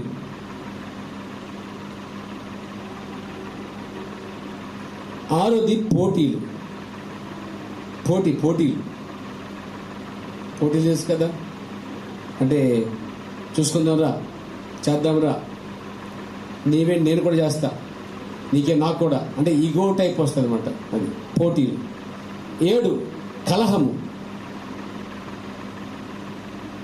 7 దెయ్యాలు అన్నాడు ఇక్కడ. ఈ 7 దెయ్యాలు ఎవరిలో తెలుసా అండి? మగ్దలేని మరియలో ఉన్నాయటండి. 7 దెయ్యాలు మీద చెప్పాడు. 1 గర్వము, 2 డంబము, 3 అపవిత్రత, 4 అసహ్యము, 5 బూతులు, 6 పోటీలు, 7 కలహం. ఇవన్నీ మగ్దలేని మరియలో ఉన్నాయటండి. అవి చాలా అందమైందండి. ఈ 7 దయ్యాలు ఆమె పట్టాయటండి. యేసు ప్రభు వారు ఆమె సువార్త చెప్పి దేవుని రాజ్యం కోసం మాట్లాడి, ఏమండి మారు మనసు వచ్చేటట్టు మాట్లాడి ఆమె పశ్చాత్తాపడినప్పుడు ప్రార్థన చేయగా ఆమెను 7 దయ్యాలు బయటకు వచ్చేసాయండి. చూడండి, బైబిల్లో మాట ఉంటుంది, నాశనానికి ముందు గర్వము. ఒక వ్యక్తి గర్వపడుతున్నారు, నేనైనా మీరైనా ఎవరైనా సరే గర్వపడుతున్నారు అంటే, గర్విస్తున్నారంటే కొన్ని రోజుల తర్వాత వాళ్ళు, కొన్ని సంవత్సరాల తర్వాత వాళ్ళు, కొన్ని ఏళ్ళ తర్వాత వాళ్ళు నాశనం అయిపోతున్నారు అర్థం అవుతుంది. అందుకే గర్వం అనేది రాకూడదండి మనకి. నాకైనా మీకైనా లేకపోతే మనలో ఎవరికైనా గర్వం అనేది ఒక డబ్బును బట్టి రాకూడదు. గర్వం అనేది చదువును బట్టి రాకూడదు. చాలామందికి చదువు బాగా చదువుకున్నాను, అందరిలో ఎక్కువ చదువుకున్నాను గర్వం ఉంటుంది, రాకూడదు. అందం బట్టి రాకూడదు. అందరికంటే నేనే అందంగా ఉన్నాను, పురుషుడు కానీ స్త్రీ కానీ ఎన్నడూ కూడా నేను అందరికంటే బాగున్నాను, అందంగా ఉన్నది ఎవరు తెస్తారు నేనే అని అందాన్ని బట్టి గర్వము రాకూడదు. ధనాన్ని బట్టి బాగా సంపాదించాను, చాలా ఆస్తి, నగరంలో నేనే పెద్ద, నేనే ధనవంతుణ్ణి అనే ఆలోచన ఆ గర్వం అనేది, ధనం సంపాదించడం ధనవంతుడు తప్పులేదు, కోటీశ్వరుడు తప్పులేదు, కానీ ధనాన్ని బట్టి మాత్రం గర్వం అనేది రాకూడదు. మనకున్న ఇంట్లో సామాగ్రిని బట్టి కూడా గర్వం రాకూడదు. Praise God. ఎవరింటికి వెళ్ళవండి మనము మనకన్నా తక్కువ ఉండే వాళ్ళ దగ్గర. ఇప్పుడు ఆ విషయంలో మనము దానికోసం కామెంట్ చేయడం కానీ, దానికోసం మాట్లాడటం కానీ, ఏమండి మీ ఇంట్లో ఈ సోఫా ఉందా, మా ఇంట్లో ఖరీదైన సోఫా ఉంది, ఈ వైఖరి మనలో రాకూడదండి. ఒకవేళ బహుశా నీకు 1,00,000 రూపాయలు సంబంధించిన ఫర్నిచర్ ఉండొచ్చు నీకు ఇంట్లో, నీ సహోదరి ఇంట్లో బహుశా 5,000 సంబంధించిన ఫర్నిచర్ ఉండొచ్చు. No problem. నువ్వు దాని గురించి వెళ్ళినప్పుడు ఆ గర్వాన్ని వదిలిపెట్టేసేయాలి, నువ్వు అడ్జస్ట్ అవ్వాలి లేదా తగ్గించుకోవాలి. ఎందుకంటే ఎంచడికి అంత గాలి ఆ విధానికి వచ్చేసేయాలన్నమాట. అంతేగాని నాకు మా ఇంట్లో 1,00,000 రూపాయలు ఖరీదైన ఫర్నిచర్ ఉంది, నీ ఇంట్లో కేవలము 5,000 సంబంధించిందని చెప్పి తక్కువ చేయట్లేదు అక్కడండి. కాబట్టి ఈ విధంలో దేన్ని బట్టి, ఇంట్లో సామాగ్రిని బట్టి కానీ, ఒంట్లో ఆరోగ్యం బట్టి కానీ, ఒంటి మీద ఉన్న బంగారం బట్టి కానీ, ఒంటి మీద షర్ట్ యొక్క ఖరీదుని బట్టి కానీ, ఒంటి మీద ఉన్న సీరను బట్టి కానీ, బట్ట ఖరీదుని బట్టి కానీ గర్వం రాకూడదు. ప్రియారా, అంటే 7 దయ్యాల కోసం ఆడుకున్నాం మనం. Praise the lord. దయ్యపు శాస్త్రం ఏంటి? చాలా మంది ఖరీదైన బట్టలు వేసుకుంటారు, కాదు తప్పులేదు, వేసుకోవచ్చు, కానీ ఖరీదైన బట్టలు వేసుకున్నప్పుడు దాన్ని బట్టి గర్వించకూడదు. ఖరీదైన షూ వేసుకున్నప్పుడు దాన్ని బట్టి గర్వించకూడదు. విన్నారా ప్రియరా? వింటున్నారు ప్రియరా? దేవునికి స్తోత్రం కలిగా. నో, గర్వించడానికి వీల్లేదు. Praise God. ఖరీదైన బట్టలు బట్టి కానీ, ఖరీదైన షూని బట్టి కానీ, కాబట్టి అందరిని బట్టి కానీ, చదువుని బట్టి కానీ, ఆశని బట్టి కానీ, లేకపోతే పాపులేషన్ ప్రజల్లో ఉన్న పలుకుబడిని బట్టి కానీ నేను కూడా గర్వించడానికి వీల్లేదండి. దేవునికి స్తోత్రం కలిగాక. చాలామంది పొలిటీషియన్ చూస్తుంటే లీడర్ని బట్టి కొంతమంది చేస్తుంటే చాలా గర్వపడుతుంటారు. వారు తప్పైనా కానీ, వారు రాంగ్ అయినా సరే వాళ్ళు రోషంగా చూపిస్తుంటారు. కాబట్టి ఇక్కడ గర్వం అనేది రాకుండా చూసుకోవాలండి. గర్వం అనేది వచ్చిందంటే సామెతలు చెప్పాడు, నాశనానికి ముందు గర్వం అనేది నడుచును. ఇంకో బైబిల్ ఇంకో వ్యక్తిని చూస్తాను, పరిచయం చేస్తాను. అతను ఎవరంటే ఎవరండి? నెబుకద్నెజరు. ఎగ్జాక్ట్లీ. నెబుకద్నెజరుకి ఏమనిపించిందంటే, ఈ నగరం అంతా నేనే కట్టాను.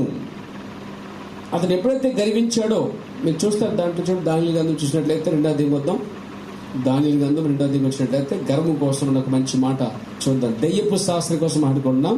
ఈ దైవ శాస్త్రంలో మగ్దలేని వారి పట్టిన 7 దయ్యాలు పేర్లు చెప్పాడు ప్రవక్త. వ్యాధులే కాకుండా స్వభావాలు అని దానికోసం ఆడుతున్నాను. వ్యాధులు దయ్యాలే, స్వభావాల్లో 7 స్వభావాల్లో గర్వం కూడా ఒక స్వభావం అయి ఉన్నది. దానియేలు గ్రంథము 2వ ఒక్క నిమిషం.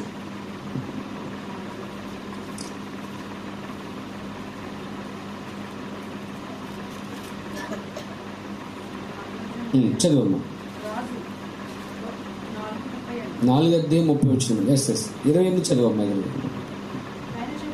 పైన చెప్పినంతయు రాజుకు నెబుకద్నెజరుకు సంభవించెను. 12 నెలలు గడిచిన పిమ్మట అతడు తన రాజధాని యొక్క బబులోను నగరమందు సంచరించుండగా రాజు ఈ మహా విశాలపటం నా బలాధికారము, నా ప్రభావ ఘనతను కనబరచుటకే నా రాజధాని నగరముగా నేను కట్టించినది కాదా అని తనలో తాను అనుకోను. రాజు నాటి ఈ మాట ఉండగా ఆకాశం నుండి ఒక శబ్దం వచ్చాను. ఏదనగా, రాజు నెబుకద్నెజరు, ఇదే నీకు ప్రకటన.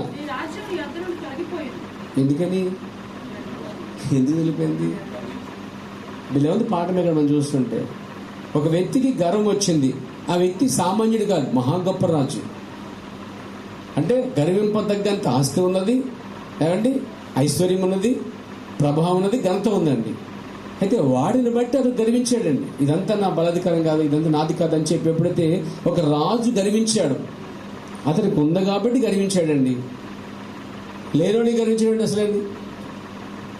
అంతటి వాడినే దేవుడు అంగీకరించలేదంటే అందులో పోల్చుకుంటే మనకేమున్నాయి పేరు? ఏమీ లేవు, ఎంటీ. మనం చెప్పాలంటే ఒక రాజుతో పోల్చుకుంటే గర్వించడానికి వాడికే దిక్కలేకపోయింది. ప్రభు నా మహిమ కలుగాక. అప్పుడు నీ రాజ్యం ఎద్దు నుండి తొలగిపోయాను.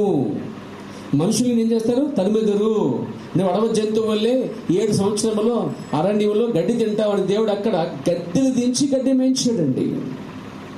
ఒక రాజును దేవుడు గద్దెలు అంటే సింహాసనం దించి గడ్డి మేయించాడంటే దానికి కారణం ఏంటి? ఒక రాజు గడ్డి మేసేలా చేశాడు దేవుడు అంటే దానికి కారణం ఏంటి? దెయ్యపు శాస్త్రము.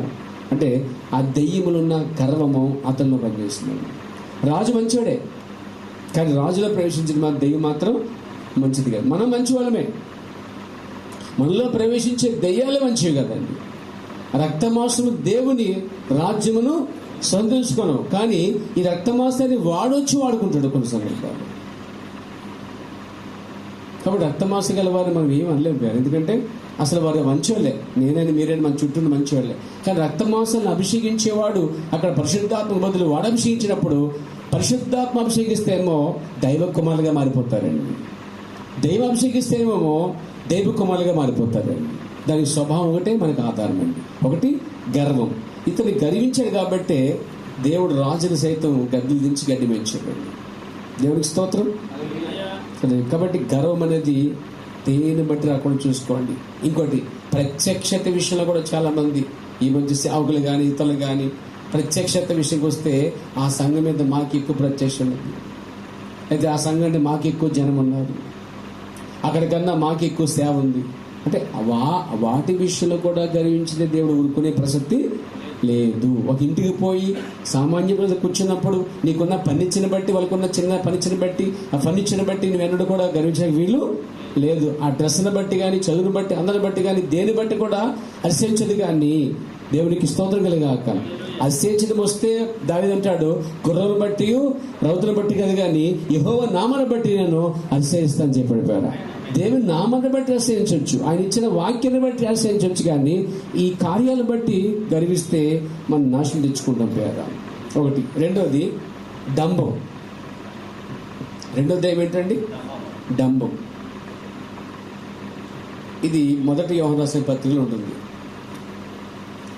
నేత్రాశియు, శరీరాశియు, జీవడంబము అని కనిపిస్తుంది వీళ్ళ పేరు. మొదటి యోహాను రాసిన పత్రిక చూడండి. 2:16 అయిపోయింది. లోకములంతయు అనగా శరీరాశియు, నేత్రాశియు, జీవడంబము. ఇక్కడ డంబము అని చూడండి.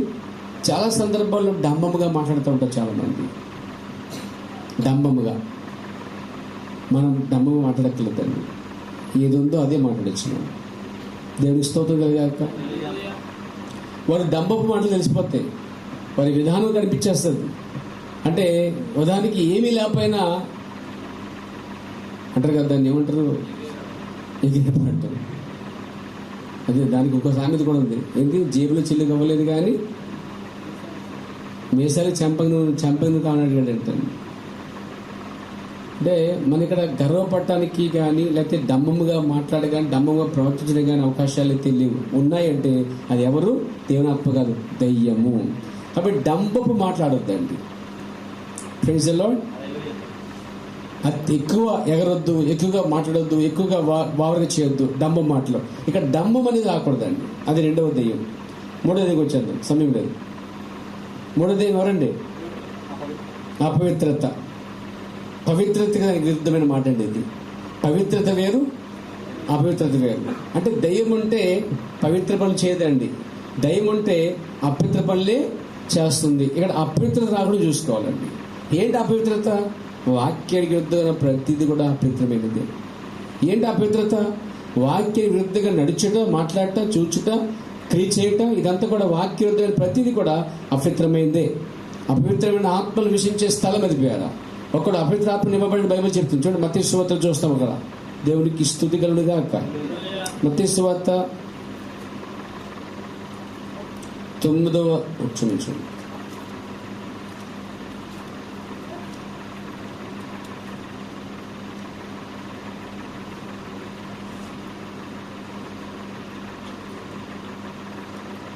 చూడండి, 12వ అధ్యాయం అండి.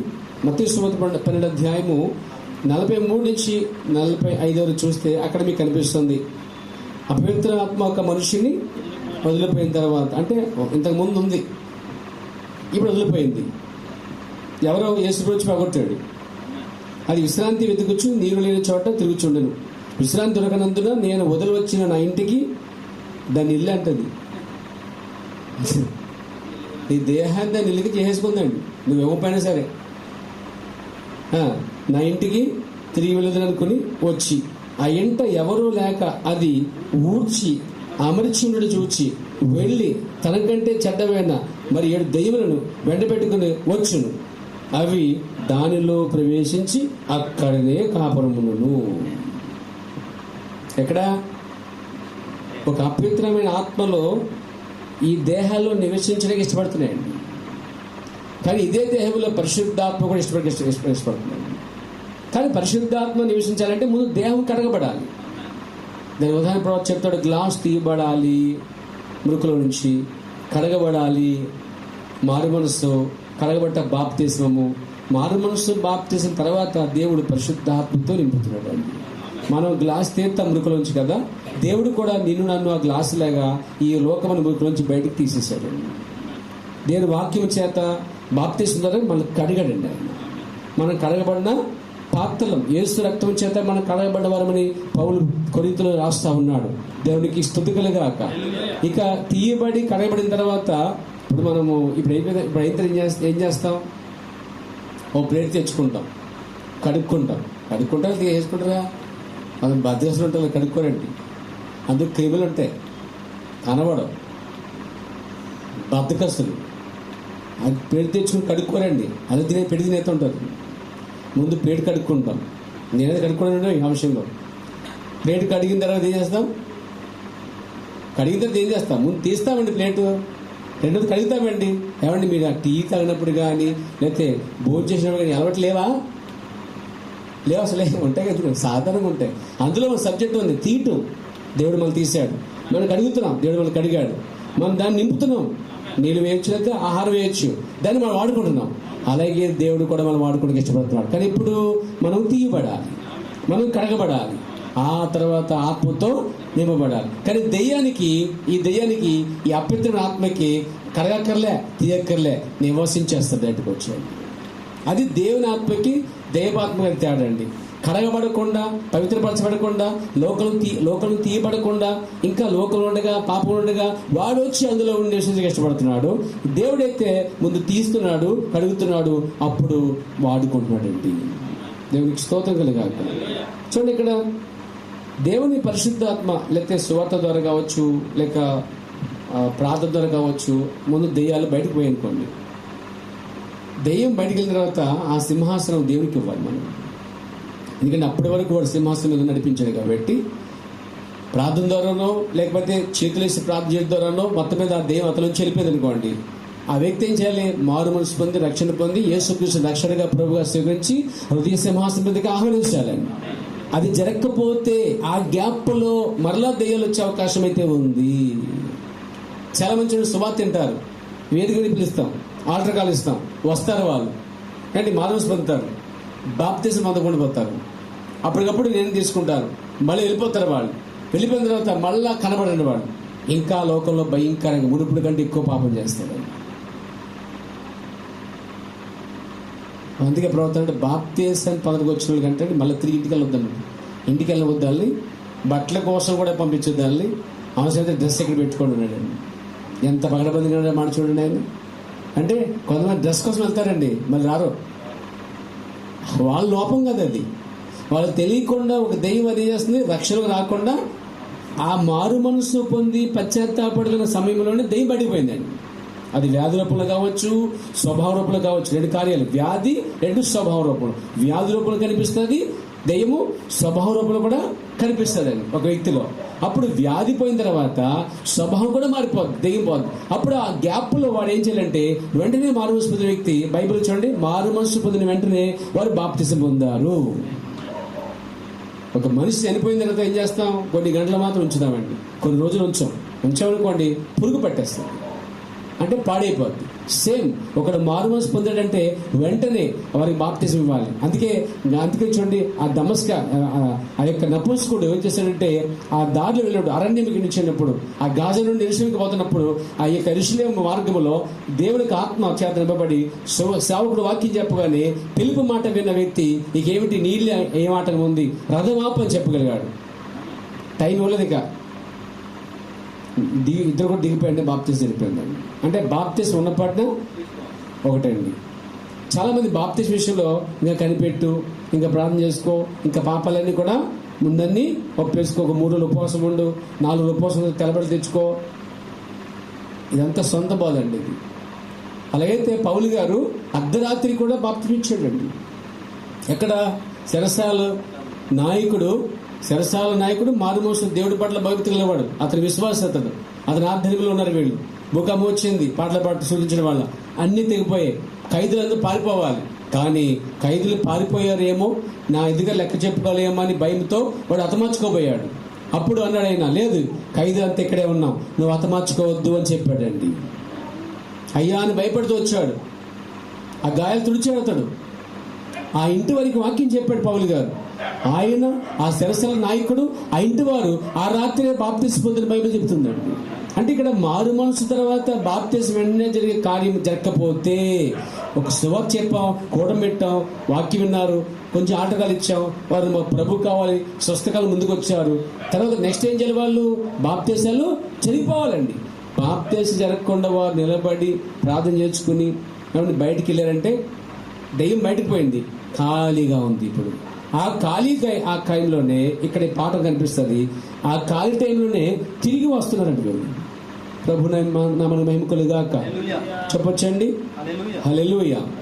ఆ ఖాళీ టైంలోనే ఈ దెయ్యాలు మళ్ళీ వచ్చేస్తాయి. అంటే ఈ దెయ్యమే వెళ్ళిపోయి ఏం చేద్ది, ఇల్లు ఉడుచుట, ఖాళీగా ఉండటం వలన, శుభ్రంగా ఉండటం వలన దానికి శుభ్రంగా ఉంటే ఇష్టం లేదు, దానికి అసలే శుభ్రంగా ఉంటే ఇష్టం లేదు, దానికి అంత అపవిత్రత చేయాలి, శుభ్రం ఉంటుంది. కాబట్టి వెళ్ళి దెయ్యాలు తీసుకొచ్చి అదే చెడదంటే పోయంట, దానికంటే ఇంకా మరీ చెడ తీసుకొచ్చిందంటండి. అంటే ఒక వ్యక్తి సువార్త విని మార్పు చెందుతున్నప్పుడు రెండో కార్యం ఏంటంటే, రెండో మెట్టు అతను బాప్తిసం పొందవలసినది. అలా బాప్తిసం పొందకపోతే ఆ గ్యాప్లో మళ్ళా దెయ్యం ఒకటి కాదు 7 దెయ్యాలు వచ్చి లోపల కాపురం ఉండను. అలా ఉంటే ఏముందో వాక్యం చూడండి, చివరి వచనం 46వ వచనం. అందుచేత ఆ మనిషిని కడపడి స్థితి మొదటి స్థితి కంటే చెడ్డదగును, అలాగే ఈ దుష్టంతో వారికి సంభవించును అని చెప్పాడు. చాలా స్పష్టంగా చెప్పాడు. అందుకే మనం ఎక్కడ గోడలు పెట్టినా, సువార్త గోడలు పెట్టినా, ఆల్టర్కాలు ఇచ్చామంటే మీరు పడుకోకూడదు, అలాగా వాళ్ళని వేటాడాలి మీరు. చాలామంది వచ్చారు, స్తోత్రం, మీరు పని చేయాలి, వాళ్ళని పట్టుకోవాలి, అడ్రస్ రాసుకోవాలి, ఫోన్ నెంబర్ రాసుకోవాలి, వెంటాడాలి.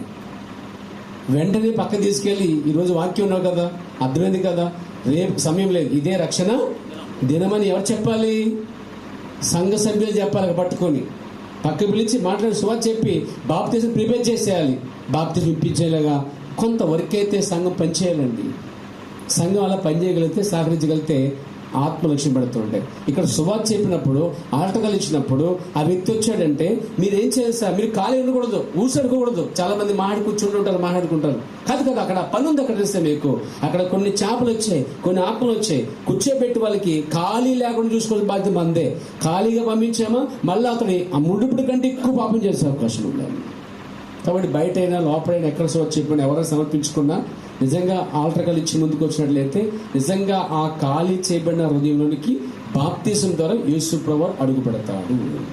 కరగబడకుండా ఇలా గ్లాసు వాడమో యేసుక్రీస్తు పరిశుద్ధాత్మ కూడా కరగబడకుండా అనేది ప్రవేశించడం జరగదు.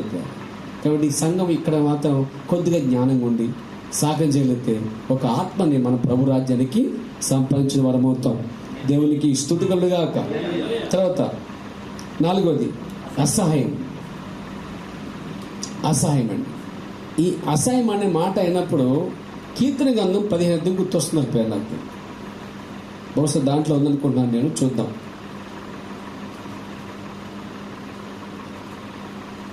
దేవునికి స్తుతి కలుగాక. 4వ వచనం చదవమ్మా. అతని దృష్టికి నీచుడు అసహాయుడు, అతడు యెహోవా యందు భక్తి గల వారిని సన్మానించును. సరిపోతుంది. ఇక్కడ ఒక వ్యక్తి మీద అసహ్యం ఎప్పుడు వస్తుందంటే నా మీద మీకు, నీ మీద నాకు ఎప్పుడు వస్తుందంటే మన ఇద్దరం వచ్చిన ఐక్యత, ప్రేమ, సమాధానం, నమ్మకం లేకపోతే అసహ్యం అనేది వస్తుంది. ప్రేమ ఉండాలి, నమ్మకం ఉండాలి, ఏమండి, సమాధానం ఉండాలి.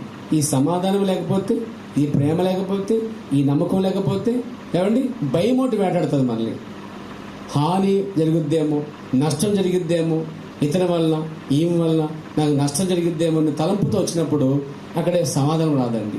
సమాధానం, ప్రేమ, నమ్మకం ఉన్న చోట విజయం ఉంటుంది. అసహ్యం ఎప్పుడు వస్తుందండి? ఒక వ్యక్తి మీద నమ్మకం లేకపోయినప్పుడు, ఒక వ్యక్తిని అపార్థం చేసుకున్నప్పుడు, ఒక వ్యక్తిని నీచంగా చూచినప్పుడు అప్పుడు అసహ్యం వస్తుంది. ఈ అసహ్యం అనేది నీలో నాలో రాకూడదు అంటాడు. ఒకవేళ మీరు నన్ను అసహించుకోవచ్చు. ఎప్పుడు అసహించుకుంటాము? బైబిల్ నుంచి తీసుకున్నాం. అమ్మ బైబిల్ నుంచి తీసుకున్నాం. సాధారణంగా ఒక స్త్రీ వ్యభిచారంతో పట్టబడింది. శాస్త్ర పరిస్థితి చూశారు, పరిశుద్ధులు అందరూ చూశారు. మాట చెప్పాలంటే అంటే పరిశుద్ధులు అందరూ పట్టుకొని తీసుకొచ్చేవారంటే సరే, ధర్మశాస్త్ర ప్రకారంగా ఈయన వ్యభిచారం చేసింది. వ్యభిచారంతో పట్టబడిన ఆమె నుంచి రాళ్ళతో కొట్టి చంపారు. రాళ్ళతో కొట్టి చంపాలంటే ఆ వ్యక్తి మీద అసహ్యం ఉండాలండి. ప్రేమ ఉంటే చంపుతారండి? ప్రేమని చంపలేరండి. అసహ్యం ఉండాలి, ద్వేషం ఉండాలి. ఉదాహరణకి ఇప్పుడు ఏబేలు మీద పడి కయీను ఏం చేశాడు? ఎందుకు?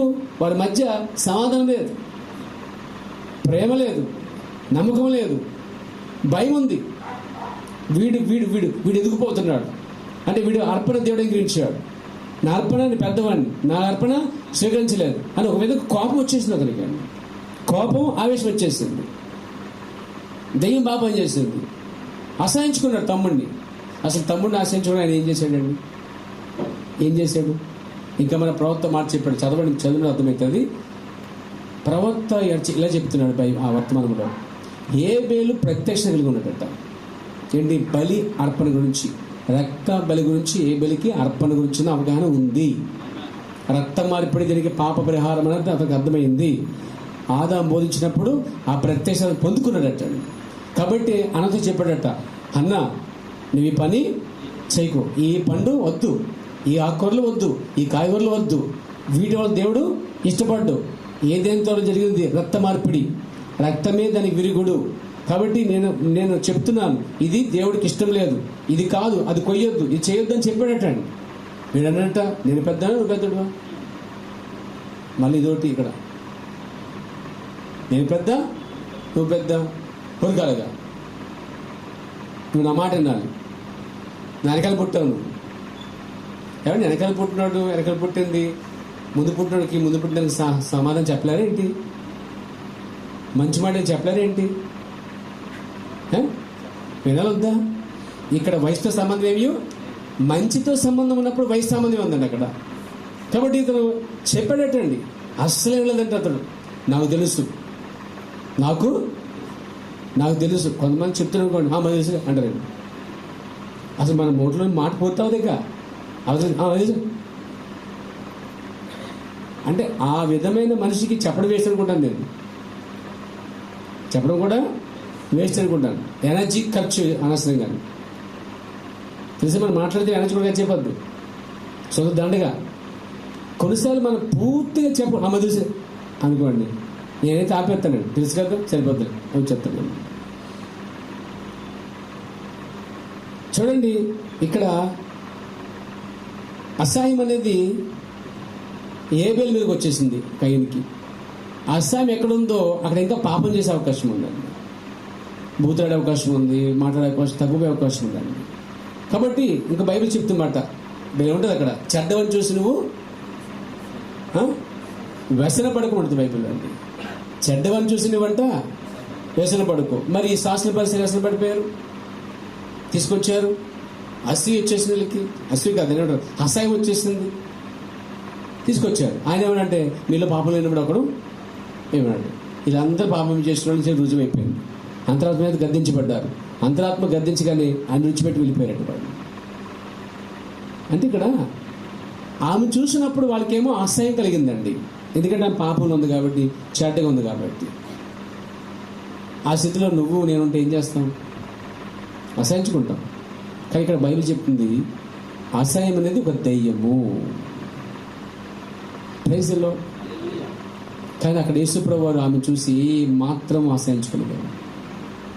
అమ్మ, ఓ స్త్రీ, ఇకపై ఆ పని చేయకు, వెళ్ళిపో, నేను నిన్ను శిక్షించను. అది ఇక్కడున్న ఆత్మకి, క్రీస్తులో ఉన్న ఆత్మకి శాస్త్రీయ పరిసర ఆత్మ కూడా తేడాదేనండి. వీళ్ళేమో అసహించుకున్నారు, ఆయనేమో ప్రేమించాడండి. ఇప్పుడు అసహ్యం ఉన్న చోట ప్రేమను పెట్టండి, అది పరిశుద్ధాత్మ. అపవిత్రమైన చోట పవిత్ర ఆత్మ పెట్టండి, పరిశుద్ధాత్మ పెట్టండి. డమ్మము చేట తగ్గింపు పెట్టండి, మొదటిదేంటి? గర్వం చోట పూర్తిగా తగ్గింపు పెట్టండి, అది వర్క్ అవుతుంది. దేవుడికి స్తుతి కలుగును గాక. కాబట్టి మనము ఇతరులను చూసి అసహ్యపడవద్దండి. యేసుక్రీస్తు అర్థం చేసుకుని వారి కోసం ప్రార్థన చేద్దాం. నెక్స్ట్ 5వది బూతులండి. బూతులు. ఒక వ్యక్తి బూతులు అంటారంటే అర్థం ఏంటి?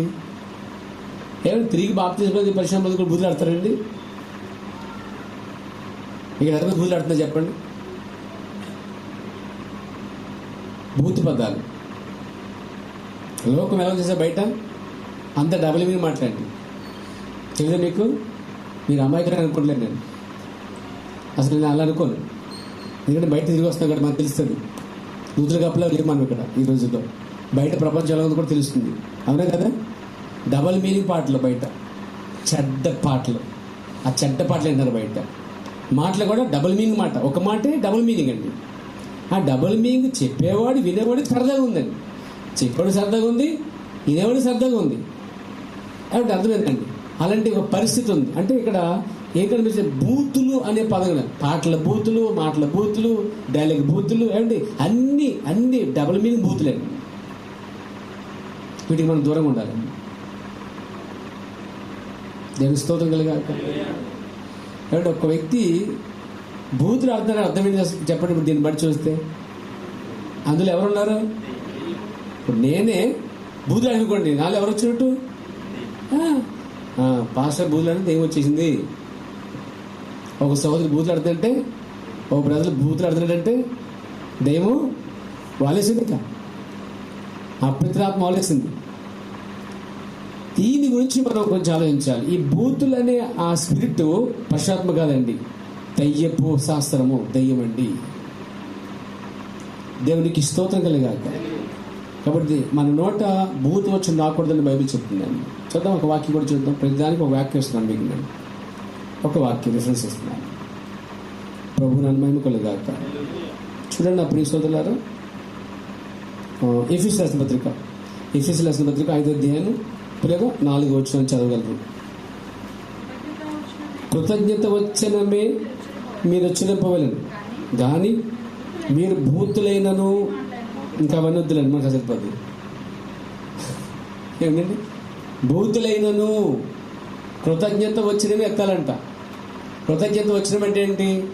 మన ప్రవక్త తన సంఘానికి ఏం నేర్పడంటే, ఎవరు ఏం చేసినా, ఏమి ఇచ్చినా థ్యాంక్ యూ. ఏం చెప్పాడండి? Thank you, God bless you, shalom. ఆ హోటల్కి వచ్చినప్పుడు, ఆ హోటల్లో వచ్చిన రూమ్ బాయ్స్ వచ్చి బెల్ల కొట్టినప్పుడు ఎదిరిస్తే thank you, thank you, thank you. ఏది ఇచ్చినా, టౌల్ ఇచ్చినా థ్యాంక్ యూ. రూమ్ క్లీన్ చేసి వెళ్ళినా థ్యాంక్ యూ చెప్పారు అంటారు. తర్వాత వారికి వాళ్ళు నేర్పించింది ఏంటంటే, ఏ వ్యక్తి అయినా మనకి ఏదైనా చెప్పినా చేసినా వారికి ఏం చెప్పాలి? కృతజ్ఞత. ఇంగ్లీష్లో దాన్ని ఏమంటారు? థ్యాంక్ యూ అంటారు. థ్యాంక్స్ గివింగ్ మీటింగ్ అంటారు. కృతజ్ఞత కూటం అంటాం. కూటం అక్కర్లేదు, పెట్టక్కర్లేదు, కృతజ్ఞత సరిపోతుంది. జస్ట్ కృతజ్ఞత, thank you, thanks sister, thank you brother అని అనడానికి ఏమైనా ఈగో అడ్డు వచ్చేస్తుంది మనకి? ఏమన్నాను అనొచ్చు కదా, అనొచ్చండి. మరి ఆదివారం మంచి వాక్యం అయితే మీరు ఏం చెప్పాలి నాకు? మీరు ఎక్కడ చెప్తారు? ఈగో అడ్డు వచ్చేస్తుంది. భాష చెప్తే పైకి ఎగిపోతారు. మీరు ఎగిపోతారండి, పని లేదు. ఎవరు వచ్చారు సేవకులు వాక్యం చెప్పారనుకోండి, పాస్టర్ గారు అండి, మన ఒక పాస్టర్ వచ్చారు, చాలా అద్భుతంగా వాక్యం వచ్చింది, ఇలాంటి మంచి కూటమి పెట్టారు, థ్యాంక్ యూ పాస్టర్ గారు అని చెప్పారు. నాకు ఒక్కరని చెప్పారు? అసలు తాటే రాదు మీకు, అసలు చెప్పాలంటే కలిసి తాట కూడా రాదు మీకు. ఏమండి? కష్టపడి పాస్టర్ తీసుకొచ్చి వాక్యం చెప్పితే చక్కగా వాక్యం ఏంటి బాగుందని చెప్పి సైలెంట్గా ఉండిపోయారు అంతే. అప్పుడు ఏం చేయాలి? మెసేజ్ పెట్టచ్చు గ్రూప్లో, పాస్టర్ గారు పలానా కోటలు వచ్చాను, దేవుడు నాతో మాట్లాడాడు, నిజంగా ఈ కోటలు నేను దీవించబడ్డాను, అసలు నేను దీవించబడ్డానికి ఇలా వాక్యం చెప్పించడానికి కారణం మీరే కాబట్టి ఆ సేవకుని తీసుకొచ్చినందుకు మీకు వందనాలు, పోతే థ్యాంక్స్ అని చెప్పొచ్చు కదా. రాదు మరి, పెట్టుబడి పెట్టేస్తారు మరి, మీరు డబ్బు ఖర్చు అయిపోతుంది దానికి. ఏమండి, ఓ 100 రూపాయలు ఖర్చు అవుతాయా? ఓ 50 ఖర్చు అవుతాయా? అసలు రూపాయి కూడా ఖర్చు అవుతాయా? కనీసం ఇప్పటి నుంచి అయినా ఆ విషయంలో కొంచెం జాగ్రత్తగా ఉండండి. ఎంకరేజ్మెంట్ అనమాట. అంటే ఆ సేవకుడు, మిత్ర సేవకులు ఎవరు వచ్చినా సరే జస్ట్ వెళ్ళి ప్రార్థించి ఈరోజు చాలా అద్భుతంగా దేవుడి మీద మాట్లాడాడని అని చెప్తే అది ఎక్కువ ప్రార్థన చేస్తాడు నీకోసం, ఇంకెక్కువ చెప్తాడు నీకోసం. అలా ఒకరినొకరు ప్రోత్సహించుకుంటే ఉంది బైబిల్లో, ఒకరొకరు పురుగులుపుకుంటే ఉంది బైబిల్ వస్తుంది విషయంలో. ఒకరొకరు ఏం చేయాలి? ఇప్పుడు మనలో కానీ పాట పాడుకోండి, నేను ఆ టైంలో వాక్యం చెప్పే టైంలో ఒకటే మైండ్ కాబట్టి గుర్తుండదు. అదే కొంచెం టైం ఉందనుకోండి, ఆ సోదరు బాగా మంచిగా పాట పాడాడు అంటే మళ్ళీ నాకు ఇష్టమైతే మళ్ళీ ఆ పాట పాడించుకుంటాను నేను. ఎన్నోసార్లు సామెల రోజులు మంచి పాట పాడుతూ ఉంటాడు, సిస్టర్ పాట పాడుతుంటారు పిల్లలు, ఒకసారి అనిపిస్తుంది మళ్ళీ ఆ పాట పాడించుకొనిపిస్తుంది. జస్ట్ ప్రశంసించండి, పొగడక్కర్లే. మనం పొగడ ఇష్టపడం, ప్రశంసించగలిగి మాత్రం బైబిల్ ఉందండి. ప్రశంసించాలంటే ఒక మంచి కార్యాన్ని ఎప్పుడు కూడా ప్రశంసించాలి. మగ్దలేనే మరి ఎప్పుడైతే అత్తరు పోసిందో యేసుప్రభుకి, అప్పుడు ఆయన ఏమన్నా ఈ మరియ గురించి సకల దేశం అంతా సువార్త ఎక్కడ ప్రకటించబడిందో అక్కడ ఆమె గురించి ప్రశంసించడం జరిగిందని చెప్పాడు. ప్రశంసించుట, పొగడక్కర్లే, ప్రశంసించడం నేర్చుకుంటే కృతజ్ఞత. దేవునికి స్తోత్రం కలిగాక, దేవునికి మహిమ కలిగాక. కృతజ్ఞత పోయి బూతులాడకూడదు, మళ్ళీ చేయవలసింది చేసి చేయకూడదు చేయొద్దండి. సో కాబట్టి చేయవలసిందే చేద్దాం, బూతులు ఆడకుండా ఉందాం. దానికి తగ్గ ఆపోజిట్గా మనకి వాక్యం వచ్చినప్పుడు, దేవుడు మనతో మాట్లాడినప్పుడు థ్యాంక్ యూ చెప్పడం నేర్చుకుందాం. తోడి సహోదరికైనా దేవునికి స్తోత్రం కలిగాక, దేవుని నామమున మహిమ కలుగుగాక. నెక్స్ట్ 6వది చెప్పండి, పోటీలండి. పోటీ అసలు ఏంటండి? పోటీ దేవుని పోటీ అంటే చిన్న ఉదాహరణ చెప్పాలంటే, నువ్వు ఆ పని చేసావా, నేను పని చేస్తా.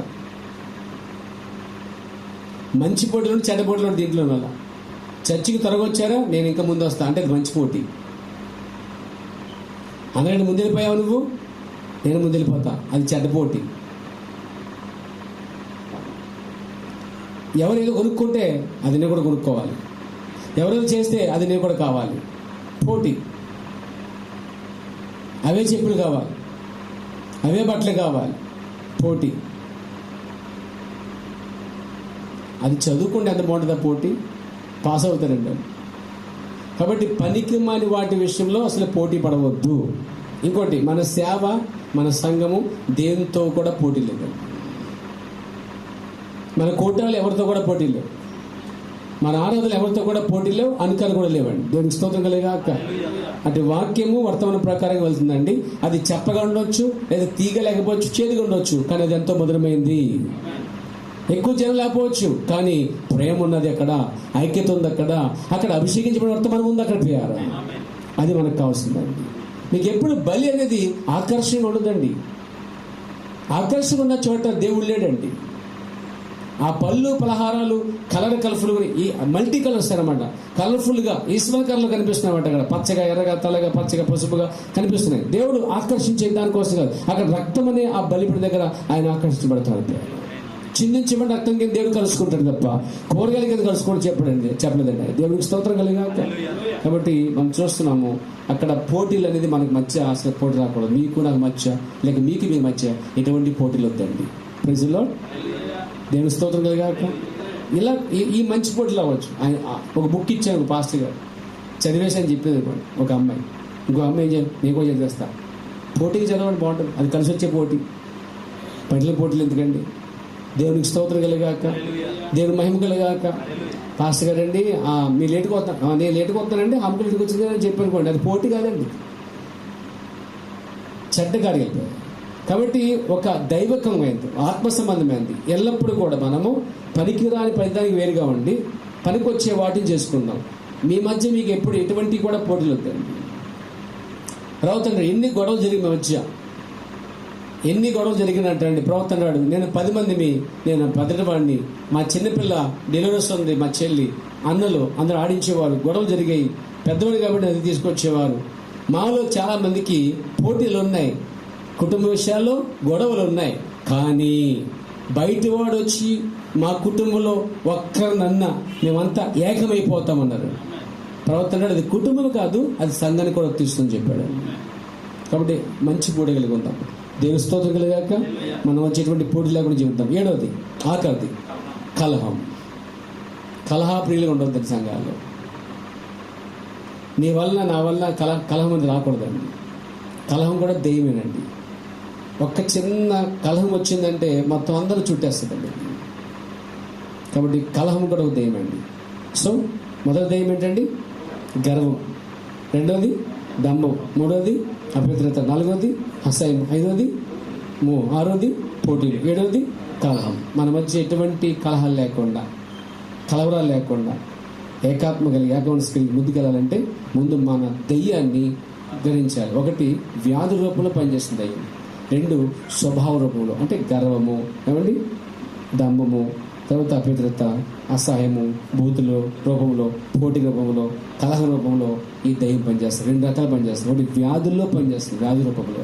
2వది స్వభావ రూపంలో పనిచేస్తుంది. ఇది గమనిస్తూ సంఘం నిలువుగా ఉండి ఇంకా దాని విరుద్ధంగా ఉంటూ వాక్యానుసారం ఎత్తుకుంటూ సహోదర ప్రేమ కలిగి వీడి విరుద్ధంగా దెయ్యం ఏం చేస్తుందో వాడికి విరుద్ధంగా వెళ్తూ ప్రేమతో సమస్య చేస్తూ ముందుకు వెళ్తాం. దేవుడు దీవించి ఆశీర్వదించింది కాక.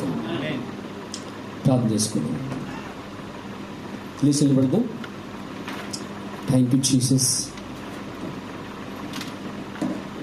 స్తోత్రం నాయన, స్తోత్రం. చదువుదాం. హల్లెలూయా.